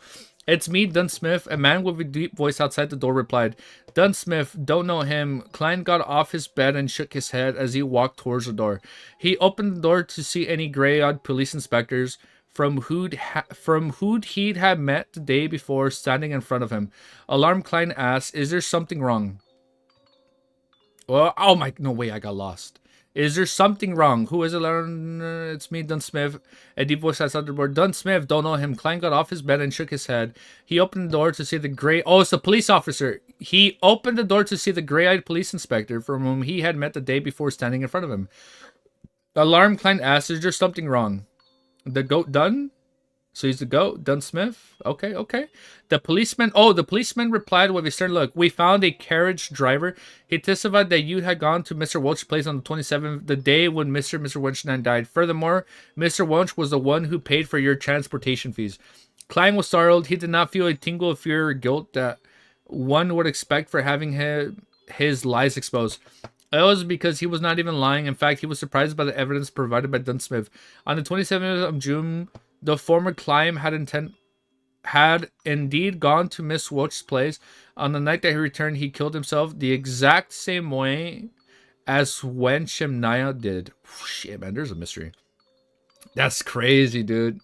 So he's the captain? So Dunn is the captain. Oh, that's why you guys were spamming hearts earlier when you guys were saying captain. So it's Dunn. So he's the one that's the same age as Klein, right? Klein gave a forced smile and said, this is insufficient evidence. This is not directly proof that I am associated with the death of Wochanaya. Honestly speaking, I'm very curious about the whole incident. I want to know what exactly happened to my two poor friends, but I really can't remember. In fact, I have almost completely forgotten what I had done on the 27th. You may find it hard to believe, but I fully relied on the diaries I had written to roughly make a guess that I had gone to watch this place on this 27. You sure have great mental fortitude, Dunsmith said while nodding. He showed not a trace of anger, nor was he smiling. Oh, they're not the same age? We love the captain. No, he's... Oh, so he was the middle-aged 30-year-old dude. He is one of the... Oh, the gray eyes. He's the one with gray eyes. Dunn is older. No, he's older than Klein. Okay. You should be able to hear my sincerity. Klein looked him straight in the eyes and said, I'm telling you the truth. Of course, only part of it. Dunsmith did not give an immediate response. He swept his glance across the room before saying slowly, Mr. Wench lost a revolver. I guess... Oh, shit, it was his gun? Mr. Wench lost a revolver. I guess I should be able to find it here, right, Mr. Klein? Indeed, Klein finally understood where the revolver had come from. A thought flashed in his mind and became the final verdict in an instant. He raised his hands halfway and retreated, leaving a path open. Then he signals at the bunk bed with his chin, behind the bedboard. He did not specifically mention it was at the bottom deck, as no one would normally hide things at the back of the bedboard on the upper deck that would be too obvious for guests to notice at a glance. Dunsmith did not move forward. The corners of his mouth twitched as he asked, nothing to add on. Without hesitation, Klein replied, there is. Yesterday, when I woke up in the middle of the night, I realized I was lying on my desk with a revolver beside me. There was a bullet at the corner of the room. It was as if I had committed suicide, but due to the lack of experience of never having used a gun, or maybe I was too scared at the final moment. Anyways, the bullet did not achieve the desired result. My head is still in its place. I am still alive. Bro, is he telling him? Klein looks so... He looks so fucking sus. Just realize what's really going on. Dude, this sounds so bad. Oh, you're gonna head out? Tanasai? Nah, he's not in the olds. Nah, he is not that old. What? I remember there's a guy that was... They said there was a cop that was 30 and then there was another one that was his age. Sia? Or is that the character's name? Tanish Single. Oh, if you're gonna head out, man, it's all good, man. Thanks for stopping, dude. I believe he was described middle-aged. Yeah, he was a middle-aged man, right? And since then, I had lots of memories, including what I saw and did at Welch's place on the 27th. I'm not lying. I really can't remember. For the sake of being eliminated as a suspect, for the sake of getting rid of all the strange events surrounding him, Klein inspected almost everything that had happened except the transmigration and gathering. Also, Klein was careful with his words, allowing every sentence to be ambiguous, such as not revealing the fact that the bullet had hit his brains, not only mentioned that it did not achieve the desired result, and that his head was still in this place. You know what's crazy? If that healed, does he have instant healing? Sia is like, bye? No, I think he was going to head out, right? Tinus. Oh, wait, or did we read the word Sia? Did I read Sia or was somebody telling me Sia? I have such bad tunnel vision because I'm reading this, but then I'm also trying to read chat. I'm sorry. I'll get better with time. Wait, so is he gonna have instant healing? Because in the chapter, well, in the anime trailer, there's a part where he was running, and it looked like his face was peeling. But I mean, I assume he's fine because this is a new anime. To others, these two statements might seem to convey the exact same ideas, but in reality, they were like a chalk and the cheese.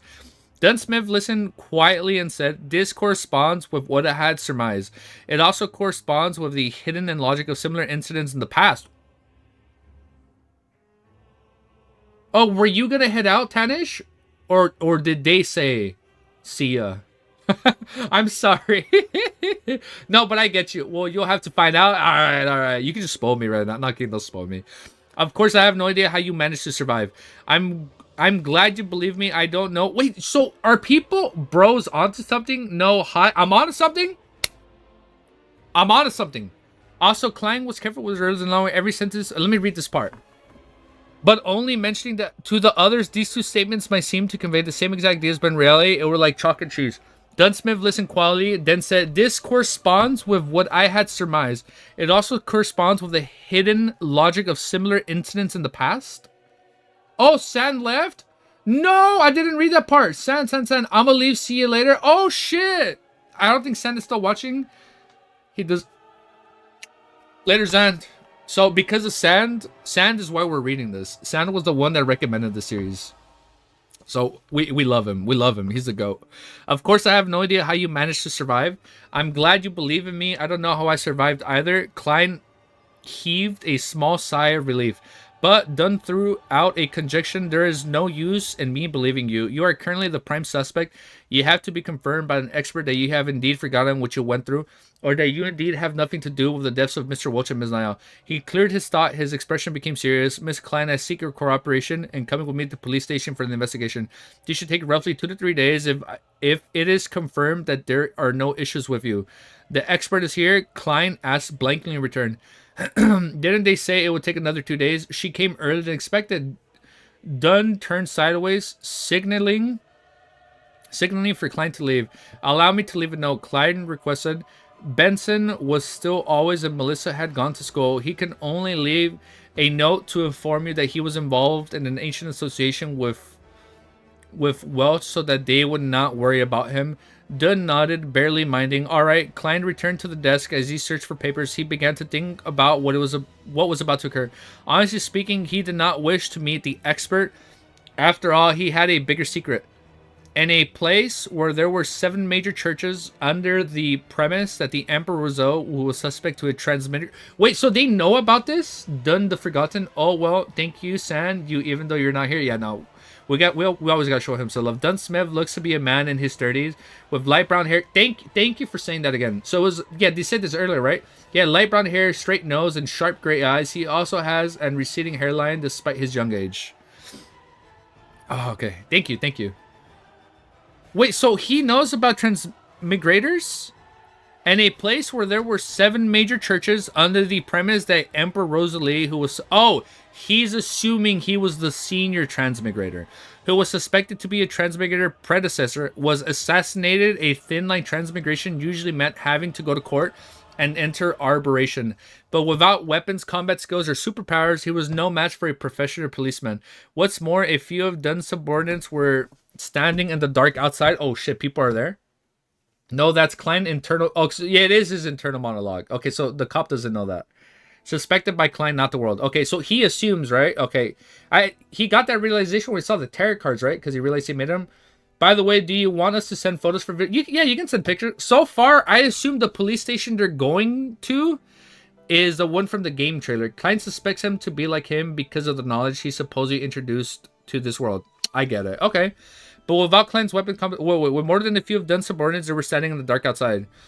Once they drew their guns and shot at me, I'd be finished. I'll take it one step at a time. Klein left the note and grabbed his keys and followed Dunn out of the room.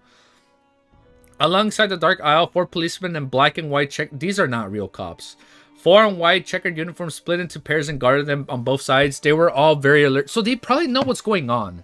At this moment, at least.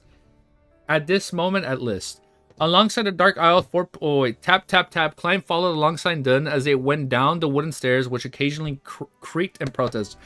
We're almost done with the chapter. Outside the apartment, there was a 4-wheeled carriage. On the side of the carriage, there were 2 crossed swords and crowns. Police emblemed their surroundings. They were crowded and bustling with noise as usual. Go on up. Dunn signaled for Klein to go first. Klein was just about to step forward when the oyster selling suddenly grabbed a customer and claimed that he was a thief. Both parties wrestled and triggered his response from the horses, causing a great chaos. An opportunity. There wasn't much time for Klein to think any further. He bent forward and dashed toward the crowd. Oh, he escaped? Either shoving or dodging, he escaped frantically towards the other end of the street. Right now, for the sake of not meeting the expert, he can only proceed by going to the pier outside. Why? This just makes him look more sus. He can only proceed by going to the pier outside the city, taking a bit down the Tusco River and escaping the capital, Buckland. The population was higher there, making it to the either side to hide. Of course, oh my god, my voice. Of course, he could also get on a steam train, go eastward to the nearest Edmund Harbor, and take the sea route to Pritz, then towards Buckland. Not long after Klein arrived at the street and made a turn onto the Iron Cross Street, there were several carriages that could be hired. To the piers outside the city, Klein reached out the hand and hopped onto the carriages. He had thought through things clearly. Firstly, he had misled the police that were coming for him. Once the carriage was a suitable distance away from them, he would jump right off. Alrighty, the carriage driver tugged and the reins clap, clap, clap. The carriage left Iron Cross Street. Just as Klein was about to jump on the carriage, he noticed that it had turned into another road. It wasn't leading out of the city. Where are you going? Klein blurted and monetized the days. To Welch's place, the carriage driver answered monotonously. Yeah, at that moment list. Drink water, bro? No, I know. I'll get drink water. Wait, I hear my puppy barking. Let's see what she wants. Ellie! Ellie!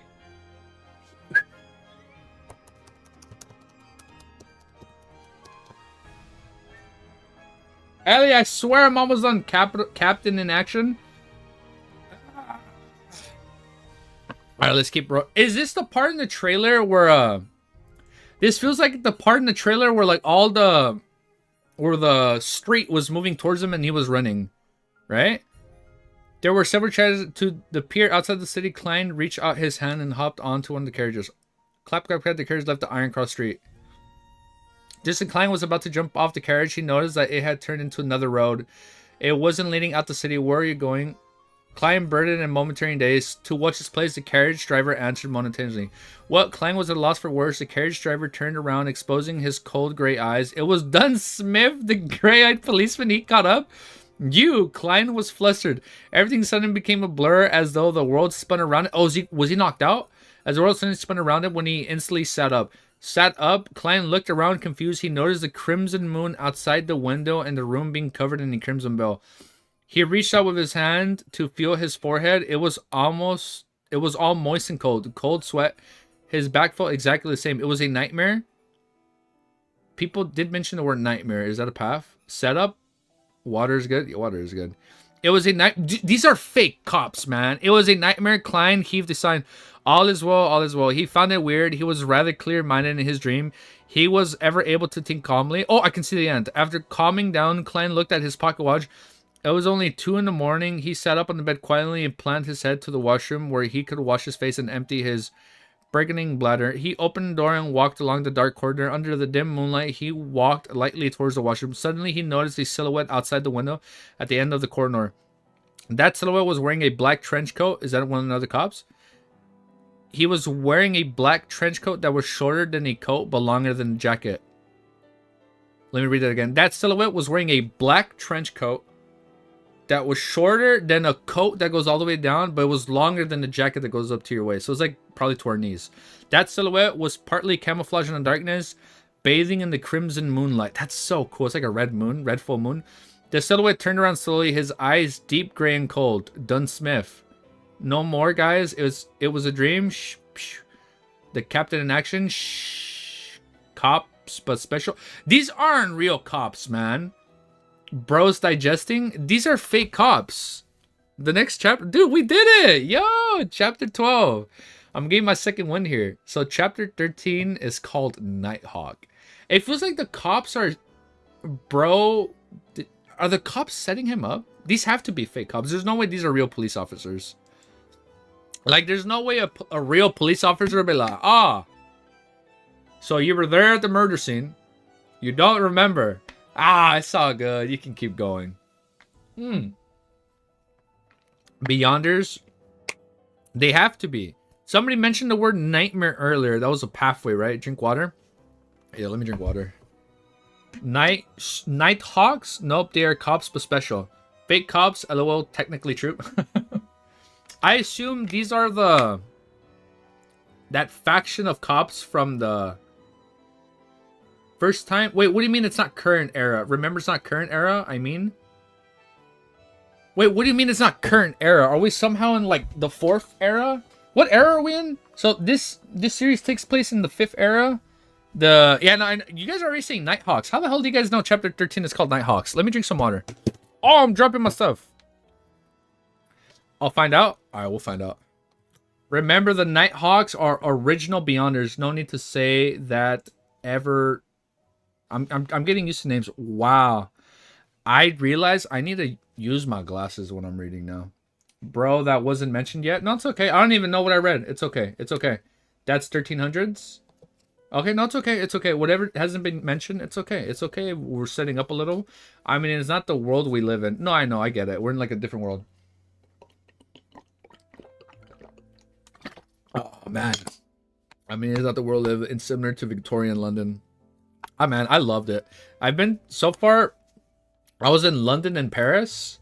I kind of preferred London more than Paris. I mean, Paris was super nice and clean. Everything was so spacious and beautiful. And like the Eiffel Tower was so fucking cool when you like got to go up there. But I liked London because all the streets are a lot more narrower. The city felt more lively because like everybody was just moving. We hopping on MMM now. I don't think we're gonna hop on MMM right now because then I'd have to private the stream. It's either that or I read it like in full cam. But then when I upload the video, you won't be able to see it. Paris is overrated. I liked it though. I mean, I was only there for like 3 days though. London is, dude. Now shit, man. If I was reading this before I went to London, bro, I would have been fucking gushing walking down the streets. When it started raining a little bit, oh, that is such a good mood. I would be like, Dunn Smith is out my window looking at me. It's literally 1800 setting compared to the world. No, but I don't think I'm gonna read MMM right now because if I do, look, let me do this. Oh, wait, I already showed text. I don't think I can show text. I showed text for like half a second. Because if I switch to that, then I'm showing the manga panels. I'm showing the manhwa panels and I'd have to censor it. No, the Nighthawks were mentioned as official Beyonders in the first Terra meeting. You know what? They did talk about Nighthawks and book 2. I can't read French. My English is as bad as it is, dude. Wait, hold up. Let me check my phone. We've been live for 2.5 hours. I really hope I'm not behind on messages. One sec, guys. So chapter 13, let me do my timestamps. Chapter 13, we are an hour and 42 minutes in. Forget chat doesn't show links. Oh, you know what? I forgot who it was. Somebody was able to link a Reddit post, but just without copying the www part. Like they would just link the dash Reddit / all that. And then when I was Google searching it, it was like the first result that would pop up. French had me tripping in book 2. Dude, I'm gonna be learning French. Nighthawks, mandated, punishers, machinery. Yeah, there was the machinery. That's what I'm more interested in, the machinery hive mind. That sounds like some badass Terminator shit, like some badass Terminator Judgment Day stuff. I want to see that. No, but dude, we're gonna. Who was it? Where was it? I'm sorry, I don't have my glasses. Kind of hard to read. Oh, I can't pronounce your name, dude. You gotta help me out because I know we were chatting it up last night too. Ongnin Jen, we hopping on MM. So I'll for sure read that. You know what? No, I'll read it tomorrow. So tomorrow I'm gonna read more mercenary enrollment, and then I'll read that. I think I'll do that. That way, that stream gets privated right away since I'll be reading without a filter. No, they're frauds. All 3 were mentioned. No, yeah, all 3 were mentioned. No, I remember that. The one that did stick out though was the machinery one. That's the one that was like really interesting to me. Like all the mechs. Like I want to see that. I want to see what it looked like seeing like steampunk robots roaming around in this world and like a dragon comes out. Which faction do you think the Nighthawks belong to? Nighthawks better? You tell me. Well, so far all I know, I assume Nighthawks are like the Men in Black of this world. That's what I'm assuming. If there's a guy called Smith, this guy had to have seen Men in Black, and he made the Nighthawks like a Men in Black organization. All right, let's read chapter 13. No, but tomorrow we'll for sure be reading Mercenary Enrollment, and then I'll be reading more MMM, and then I'll private the stream. I'll go back live right away, and then I'll be playing more. They are pretty cool. They're pretty cool. All right, let's keep reading. Chapter 13 is called Nighthawks. Man, you guys are hyping them up, dude. Chapter 13 is called Nighthawks. Plop. Klein could not help but take a step back. For a moment, he was unsure if he was awake or still in his dreams. Technically, they are kind of like M in Black. Yeah, this is kind of what it feels like it's being set up. The silhouettes took off the black top of his hat and bowed a little as he said with a smile, "Reintroducing myself, Nighthawk Dunsmith." I knew it. He wasn't a real cop.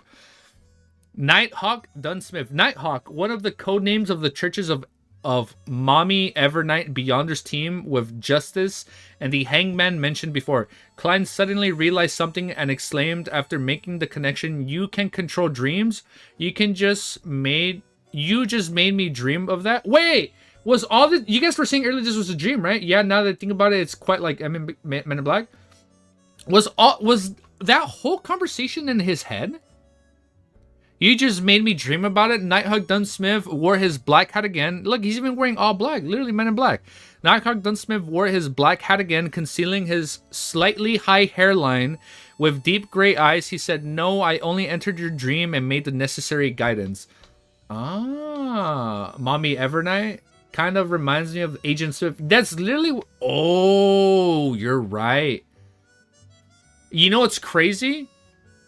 Agent Smith from The Matrix also is a middle-aged man with grayish hair. And no, he had black hair and like a receding hairline. Yeah, or a high hairline. Yeah, so they're like the SWAT team, magic SWAT team, a dream, or maybe you can say a nightmare. Ah, that's the Last Shepherd was called Nightmare, no? Or yeah, it did have the word nightmare in it. Okay, I get you. His voice. Wait, Nighthawk Dunsmith. No, I only ever entered your dream and made the necessary guidance. His voice was deep and soothing. It reverberated through the dimly lit corridor without disturbing the sweet dreams of others. In dreams, even though much of your usually surprised emotions and various dark thoughts in you are amplified, making everything seem chaotic, absurd, and crazy. They're all rooting in reality, since reality exists. For veterans like me, everything is crystal clear. Compared to a conscious you, I believe you in your dreams more. This, what normal human being could control his dreams? If I had dreamed of something on Earth, wouldn't Dunsmith have noticed? Klein was petrified, but what just happened in his dream? Yet he quickly found it bizarre. He remembered being very much sober and rational, knowing what to say and what not to say. To put it simply, it did not feel like dreaming at all. So Dunsmith only saw what I wanted him to see. A dream, or maybe you can say a nightmare. Klein's mind whirled as he gained a glimmer of understanding. This is a perk that resulted from transmigration, like having a special body and soul. Oh, my ear is popping since I only had music in one ear. Or was it the effects of the luck enchantment ritual? So, Mr. Smith, did you believe that I really lost my memory? Klein organized his thoughts and asked in reply. Dunsmith did not answer him directly. Instead, he looked at him keenly. You are actually not surprised by the course of events? I've met people who wouldn't believe in the power of beyonders, and they would rather believe that they haven't really woken up. For normal people, they aren't lucid in dreams, and so it's like a truth serum. Ah. Gray Fog OP? So that's basically his version of the Gray Fog, right? Like his whole dream. Gray Fog benefits. He was lucid in the dream. Okay. Klein tersely acknowledged as he said, perhaps I had always been praying, hoping that there were such power to help me. An interesting train of thought. Perhaps you survived not only because you were lucky. Dunn nodded expressionlessly. I can now confirm that you really lost parts of your memories due to the incident, especially those related to it. So can I go back now? Klein heaved a long sigh of relief in his heart as he probed. Watson has to apologize to me? Yes, apologize. Dunn placed a hand in his pocket and walked away slowly towards Klein. Oh, man, Sherlock Holmes, Watson is the bad guy? No, Moriarty's the bad guy. Never mind. Watson is our partner in crime. Oh, Watson. Dunn placed a hand in his pocket and walked slowly towards Klein. The surrounding darkness became tranquil and gentle. No, you still have to come with me to see the expert. He smiled politely and said, why? Klein blurted out and added, you don't believe in the findings from my dream? You must be joking. That expert specializes in hypnosis or mind reading and stuff that wouldn't my biggest secret be exposed. The consequences would be beyond imagination. I'm quite humbled usually, but I'm still confident for things related to dreams. Dunn calmly replied, however, for important key matters, there is no harm in confirming them again. Plus, our specialties lie in different areas. Perhaps she can help you recover some of your memories. Not waiting for Klein to reply, his voice turned deeper. After all, you're connected to the whereabouts of the Antiquinous family notebook. What? Klein froze? We all love the expert. We all love the... Watson. We all love the expert. You said I was spoiling. No, we're good. We're good. We're good, guys. No, we're good. We're good on spoilers. Even if I did read a spoiler, I'll be honest, I don't know what I read. Like if people were to show me a spoiler, I can get that I'll pick up on right away. But if you guys are saying names or like abilities, I don't get it. So we're good, guys. We're all good. Okay, man. It's all love and positivity here. The Antiquinous notebook mentioned. Yeah, so it was the notebook mentioned, right? What? Klein froze. Dunn stopped in. Wait. What music song are we on? Klein stopped in front of him, locking his gray eyes in Klein's eyes, and said, at the scene of the suicide, there was not a single trace of the notebook from the fourth epoch. Welch is dead, Naya's dead, and you're our only lead. Alright then. Klein went silent for a moment before exulting. Oh, does he have the book? Would somebody else have the book then? This is hype. This is getting interesting. I like this whole murder mystery. What's the name of the first hunter in Bloodborne? Oh, the old man? Oh, what's the name of the first hunter in Bloodborne? The old man. Of Yarnum, right? I forgot his name. The world. At this point, you will not get spoiler, like I mentioned. Amon, you would not know who he... Yeah, it's okay, man. I think of Amon, and I think of other series, dude. The ancient notebook they found, and yeah, so it's the ancient notebook they were... Yeah, no, I get it. So that's what the name of the book was called, from the 4th Epoch. Klein took... Oh, a missing notebook. Now this is really peculiar. How did I not think about the whereabouts of the notebook from the 4th Epoch? Dunn... Oh, he didn't even think about it? Dunn nodded silently, walking past Klein, and said, "Lock your door and come with me. Welch residence. The expert is waiting for this." Oh, we're going to the murder mystery? It doesn't spoil, but lessens the fun, bruh. Okay, no, it's okay. I get you. No element surprise. Okay. So we still want... I get you guys. So when you guys are seeing spoilers, we still want a surprise. Okay. No, I get it. No, I get you guys. Okay, no, it's all good, dude. Klein took in a silent breath. His heart was thumping wildly as he felt uneasy. He wanted to decline and even his intentions to run. However, he believed that what happened in his dreams, Dunsmith would have definitely heightened his level of guard. And the difference in strength between a normal human and a Beyonder, there is a little chance of success by using force. No, he didn't. I remember now. Auto translate. No elements of surprise. He must have a revolver with him too. He must also... Everybody has a gun on them now. It's crazy. He must have a revolver with him too. He must also have had a practice using a revolver. Many thoughts flashed past his mind, and eventually Klein chose to accept the reality. Alright. Sai, I can only take one step at a time and see how things unfold. Maybe the miraculous power in my dreams will take effect again. Then let's go, Dunn said in an indifferent tone. Klein turned and followed. After taking 2 steps, he suddenly stopped and said, "Mr. Smith, I would like to use the bathroom first. I came out originally for the bathroom." Oh, sorry, I had a burp. Dunn did not stop him. Instead, he gave him a keen look and said, "No problem, Klein. Believe me, I am far more powerful than you can imagine in a dark night." Oh, the dark night. Why use magic when you have guns? I love it. It's like, I don't know if you've seen Fate Zero. Instead of using magic, the gun uses guns. I love it. Oh my god. That's so cool, dude. Why use magic? Bang. I came out originally from the bathroom, and in the dark night, Klein suddenly repeated the phrase. I'm over here doing Batman. He's like, "I am the dark." He did not make any reckless attempts to escape and honestly relieved himself. He was then washed his face with cold water, completely calming himself down. Klein changed his outfit and closed the door in his apartment. With gentle steps, Klein followed Dunn. Are we on music? Yeah. Klein changed his outfit and closed the door in his apartment. With gentle steps, Klein followed Dunn and went down the stairs and walked towards the building entrance. In such a tranquil setting, Dunsmith opened his mouth and spoke suddenly. At the end of the dream, why did you try to escape? What were you afraid of? Klein immediately thought of an answer and said, "I do not remember what I did at Welch's place, nor do I remember if I was directly involved in Wrench and Naya's deaths. I was afraid that if it was really proven to be my doing, I would rather gamble and escape. I can then start anew on the southern continent. I would have done the same if I were you," Dunn said as he pushed open the door to the building, letting the cool midnight breeze disperse in the swelling heat inside. That's so cool. He was not afraid of Klein running away as he got in the carriage. It was exactly the one Klein had dreamed of a four-wheeled carriage. So it's the same thing. A four-wheeled carriage drawn by a single horse and the carriage driver. There was also the police emblem of double-crossed swords and the clusters of a crown carved on the side of the carriage. Klein followed into the carriage. Inside there was a thick carpet laid out. They got carpets in their wagons?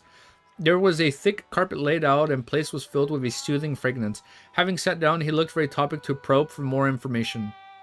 "Mr. Smith, what if, and I mean if, the expert confirms that I have really forgotten a part of my memories, and that there is no other evidence which points me to being a particular or a victim, would this be over?" "In theory, yes.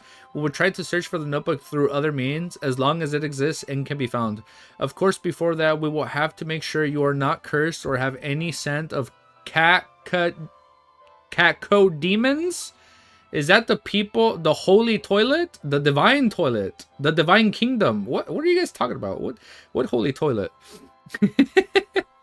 What? Are these demons the ones in the anime trailer when they drank it and then they turned? Right? Dunn looked at Klein in his eyes and said, "Their condition or an end are not what what we can foresee or control at times. For example, Klein actually felt frightened for a moment. The carriage sped through an almost empty street. Dunn took out his tobacco pipe and sniffed it, saying, "When we believe things have come to an end, with everyone going back to normal, it would resurface in a terrifying, chilling way. A few years ago, we handled a case regarding an evil cult." There's cults in this series? Wait, let me read that part right now. They did life sacrifices to please an evil god by making followers commit suicide. When one of the followers was chosen, his survival instincts triumphed over his foolishness, twisted beliefs, and psychedelic drugs. He secretly escaped and reported to the police. The case was handed over to us. It was a very small mission since there were no Beyonders in that cult. The deity they worship was actually randomly thought up by their leader merely for the sake of money and satisfaction. Humanity was lost there. We only used 2 members, they coupled with the support for the police, to support this cult. No one was off the hook for that whistleblower. We also confirmed that he had no lingering demonic sense left to him. He was not cursed and did not suffer any mental disorders. He didn't have any personality problems or any irregularities. Nothing. Later, he got a decent advancement in his career. Got married. Oh, he had a good life. Got married to a very good wife. Had a son and daughter. So he's living a good life. His dark past seemed far away from him. The horror of bloodshed seemed to have completely vanished. At this point, Dunsmith gave out a laugh and said, "Yet in March this year..." Oh, shit. That's not a good ending. The yet part. Yet in March this year. Okay. Oh, we're almost done with the chapter. Yet in March this year, despite being in good financial health and having a loving wife and adorable kids, he strangled himself to death in his own office. There's something trippy here. So there's something going on with a cult and the book. The crimson moonlight outside the carriage window shone upon Dunsmith. At that instant, he seemingly their Zive smile made Klein feel unspeakably horrified. Strangled himself to death, Klein drew and gasped of the cool air silently, as if seeing his own tragic end. Even if I skipped it once, it might just be temporary. Is there any way to resolve this completely? Become a Beyonder to fight it? The carriage returned to silence. Countless thoughts whirled in Klein's mind. Oh, so he wants to become a Beyonder. The Cult of the Fool. Under an awakened silence, the carriage traveled for a long time at high speeds. Just as Klein made up the mind to consult Dunn Smith for any solutions, the carriage came to a halt. "Mr. Smith, we have reached Welch's residence." So they're going to the place where he killed himself? The carriage driver's voices were heard. "Let's get down." Dunn straightened out his black trench coat, and that reached his knees. "Oh, let me introduce beforehand. The official disguise of the expert is the most renowned spirit medium of the Awa County." That's the police place, right? The police place, the police station. Klein suppresses other thoughts and asks curiously, "Then what is her actual identity?" Dunn half turned his body and turned his head back with his abstruse gray eyes here. "A true spirit medium." That's hype. That was a good chapter. I see why you guys like Dunn Smith, dude. He's already a really good character. I want to see more of him. I'm already kind of sold on his character. I want to see where it goes, dude. That's hype. That's so cool. That was such a good chapter. There's a cult. Madam. So, okay, I can't pronounce his name. I guess we'll learn her name in a bit. Cone demons means a malevolent spirit or person. I assume that's the part in the anime trailer where they turn into demons. Yeah, and I remember they said the word Sector 7 in the game trailer. So this is cool. I mean, I know people might say spoilers. I don't think it's spoilers. I think it's cool. Just a little tease. I mean, we're technically cult guys. I love Ed Sheeran. I don't think I've heard Ed Sheeran music. Do I? I don't know. I think, that great guy Ed Sheeran. That's a single. The singer, obviously. The Cult of the Fool. The Fool's Throne, Toilet. The Great Throne, Praise the Fool. Madame Derry, the Spirit Medium. Madame Sex, haha. Nightmare, don't mention that. Okay, no, it's okay. We're good, guys. Oh, no. Sector 7 was mentioned in the game trailer. There's multiple cults and evil gods. You'll learn soon about them. Well, they did say some names. And when we're watching the game trailer, I did read all that. So I remember reading Awa Academy of the Lowing Kingdom. Sector 7, everybody was gushing about the guy filing the reports at Awa Academy. And then I remember seeing in the trailer, he pops open a potion. Which one? I don't know. More of one cult. Alright, I'm excited, dude. I think we might stop reading there. I need some nice warm salt water. That was cool though. So Dunn Smith is interrogating him. He's part of the Men in Black of the Lord of the Mystery series. He's investigating him, and he kind of believes him, but he's a Beyonder. He's a night because he was a Nighthawk. Nighthawk is, I guess, the Awa Academy's faction. That's, I assume, part of Sector 7. And I assume Klein wants to join this organization after he speaks to the medium. Because we found out, won't that make you more thirsty? It probably, actually, no, yeah, I'm so dumb. Whenever you go to the theaters, they put so much salt on that popcorn because they want you to keep buying drinks, man. Yeah, I'm going to need to sleep. It's 3:30 in the morning. All right, man, yeah, we can stop reading right here. I'm just trying to think it through. So I assume once he talks to the medium, he's going to want to join Dunn Smith and his organization. He wants to become a Beyonder because he realized everybody that's come in contact with this fourth epoch book, I forgot what the name was called. Everybody that's come in contact with him somehow, apparently they commit suicide because of this evil cult. Hopefully I'm not mixing it up. I'm so excited to see where this is gonna go, dude. That's crazy. We're at chapter 14. All right, man. I mean, the stream is still gonna go, but I'm gonna end the video right there. That's crazy, dude. That's so good. All right, man. You guys ready for to be safe in this world? Yeah. So he's gonna want to become a Beyonder with the Nighthawks in order to be safe. What are your thoughts on Beyonder? So wait, are all before we end the video, are all Beyonders Nighthawks? Or no? Nighthawks is just a faction of Beyonders, right? But Beyonders can be everybody because we know Alger is a Beyonder and he's like a pirate. Nighthawks are the other groups. They're like the secret police. Okay, so Nighthawks is like a secret police organization, and they just happen to have Beyonders. And then Beyonders is just people with abilities in general, right? But you have real Beyonders, and then you have fake Beyonders. No, they can be in different factions or go solely. No, solo, or they can go solo. Oh, okay, like solo leveling. I understood that reference. No, I'm kidding. Okay, I get it. All right, that's good, dude. So we know Beyonders are people born with true magic, and then the potion that grants sequences is the closest thing to make you a real Beyonder. Nighthawks is just for the Church of Evernight. They have mention of Evernight. Yeah. What is that emoji? I've never seen that emoji. They're like biting their teeth. All right, man. That's cool, dude. I'm excited to see more. All right. If you guys like what you see there, if you like what you see, that's a really bad outro. We're not going to edit this. Don't worry about the fake Beyonders. We'll probably get there. Not born? Yeah, so it's people that just get the ability later. All right, man. If you guys like what you see there, make sure you like, comment, subscribe. Share with your family. Share with your enemy. Share with your bus driver. Share when your community work. Share it at school. They all become Beyonders that are born with that power. Beyonders aren't born necessarily. They gain the power, right? Not born, but they can be born, but usually aren't. They can be both. I'm excited. I want to see more about Beyonders. I mean, I know I'm kind of glossing over some details I'm kind of forgetting. This is the most I've read in a while, but over time we're gonna learn it. All right, man. I'm gonna end the video right there, guys. All right, peace, and have a lovely, beautiful day. And we'll be reading more. Not tomorrow. So not by the time this video goes up, but more Tuesday. Yo. All right, later, guys. Bye. No, that's right. I mean, I'm still gonna be streaming. I don't know if you guys want to head out. Bye. No, it's all good, man. You know what? Yeah, I'm probably gonna end the stream. I need to go get. You know what? No, I'm not gonna end the stream because I'm too lazy to end stream and then restart the stream. I'm gonna be gone for like 5 minutes. I'm gonna AFK. I'm gonna just go heat up some rice and chicken that I meal prepped. I'm gonna eat it, and then when I come back, I'm gonna just be playing. Metaphor. Yeah, but later, guys. It's okay. Don't worry. The stream is still gonna be up. But I'm gonna be playing in a bit. I'm gonna just start playing Metaphor so I can just chill on the voice.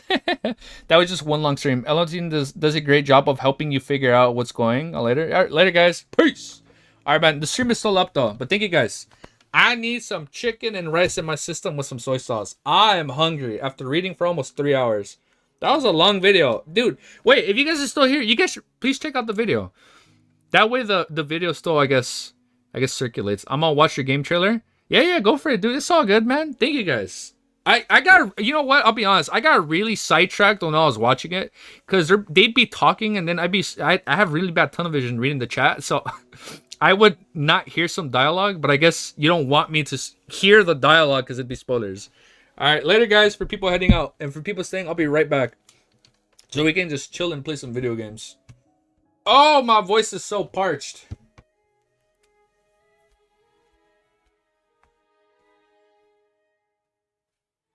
Oh wait, let me mute this bad boy.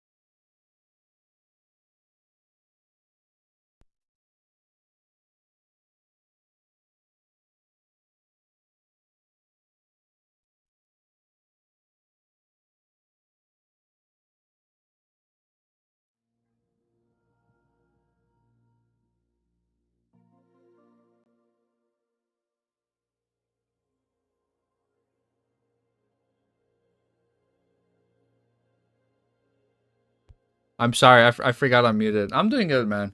My voice is just a little my voice is a little parched from reading so much. Let me hide this bad boy. Let me turn on the PS5. HDMI 1. No audio? No, I think we're good now. I should. Oh, I have to switch to audio.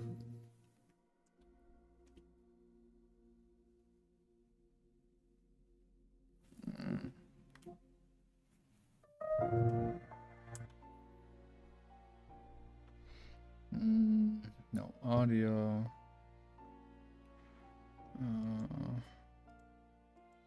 Here. Where's my headphones?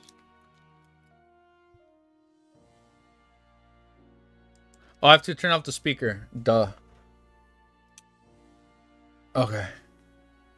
Ain't no way I just finished watching your reaction to Mr. Chandler and I find you're reading Lord of the Mysteries. Oh, you just joined right now? No, I know. Peak content creator. Ain't no way I just finished watching your reaction to Lord of the Mystery trailer and I find you're reading. I literally just started reading it because I kind of liked it. It was cool, dude. The trailer was so trippy. So my plan. Nah, you're trolling with me, Alex. Nah, okay, nah. I'm not gonna fall for that again. I was muted earlier. Oh man, let me go. No, not PC. Console. Right here. Let me switch this. HDMI 1. Hi, Ellie. Wanna see my puppy? No, you have to, like, I literally just finished, I just watched it, dude. Oh, stop it. Oh, why is it doing this again? I literally fixed it the other day. Why is it already... I really do need to end stream now. Fuck! Son of a... Oh, sorry, Ellie. Don't get scared. No, are you sleepy? Oh, look, she's sleepy. I literally just fixed this damn problem the other day. What? Come on, man. Yeah, it's my OBS. What the dude? Okay. I'm gonna try and fix it. Okay, let me switch inputs. Let's go back. I'm fucking crying, man. I spent hours trying to fix this the other day, and oh my god. Oh, I'm sad. We're gonna troubleshoot this bad boy right now. We're literally gonna figure out what the problem is any second. Let me switch here. That way you guys aren't seeing the static shit the whole time. Let's go to PC. Okay. How can I troubleshoot this? Let me think. Let me think. Oh, PS5. I have to go into settings. We're gonna go into settings. System. HDMI. No. Where's resolution? I think it's because my resolution is being outputted to 4K when I only have a 1440p monitor. I think I know what's the problem. Okay. We're gonna stay in 1440p. I think it's because the resolution is being outputted in 4K when it's not a 4K monitor. Oh, my bad. My stream was delayed. No, you're good, dude. You're good. Here, hold up. We're gonna figure this together. Okay, now we're gonna go back to consoles. Okay. Because I was playing the game on 1080p resolution. Fuck. Okay, nope, that doesn't work. Okay, let's close the game. For some reason, it's only the game that's doing this. Okay. Let me just do this. Hold up. I'm not my game library. Let's go to settings. Settings. Screen and video. We're going to put our resolution in 1080p. And then we're going to pray to the full that this is it and we're good. I'm gonna be so mad if it doesn't work after I fixed it.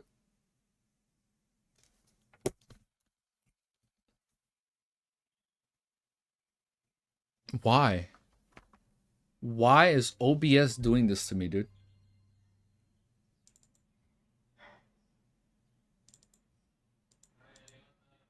Does she want to go outside? Why the f is it only this damn game? If I close it, it's fine. If I play any other game, it's perfectly fine. It's only this freaking game where OBS just doesn't want to work for whatever reason. Okay, you know what? Okay, I'm gonna end stream. Let me go eat, and then see what is going on with this game. And we're going to figure this out together. All right, man. I'm going to end stream right now. Let me go eat some food. I'll be right back. All right, guys? Peace. I'll be right back.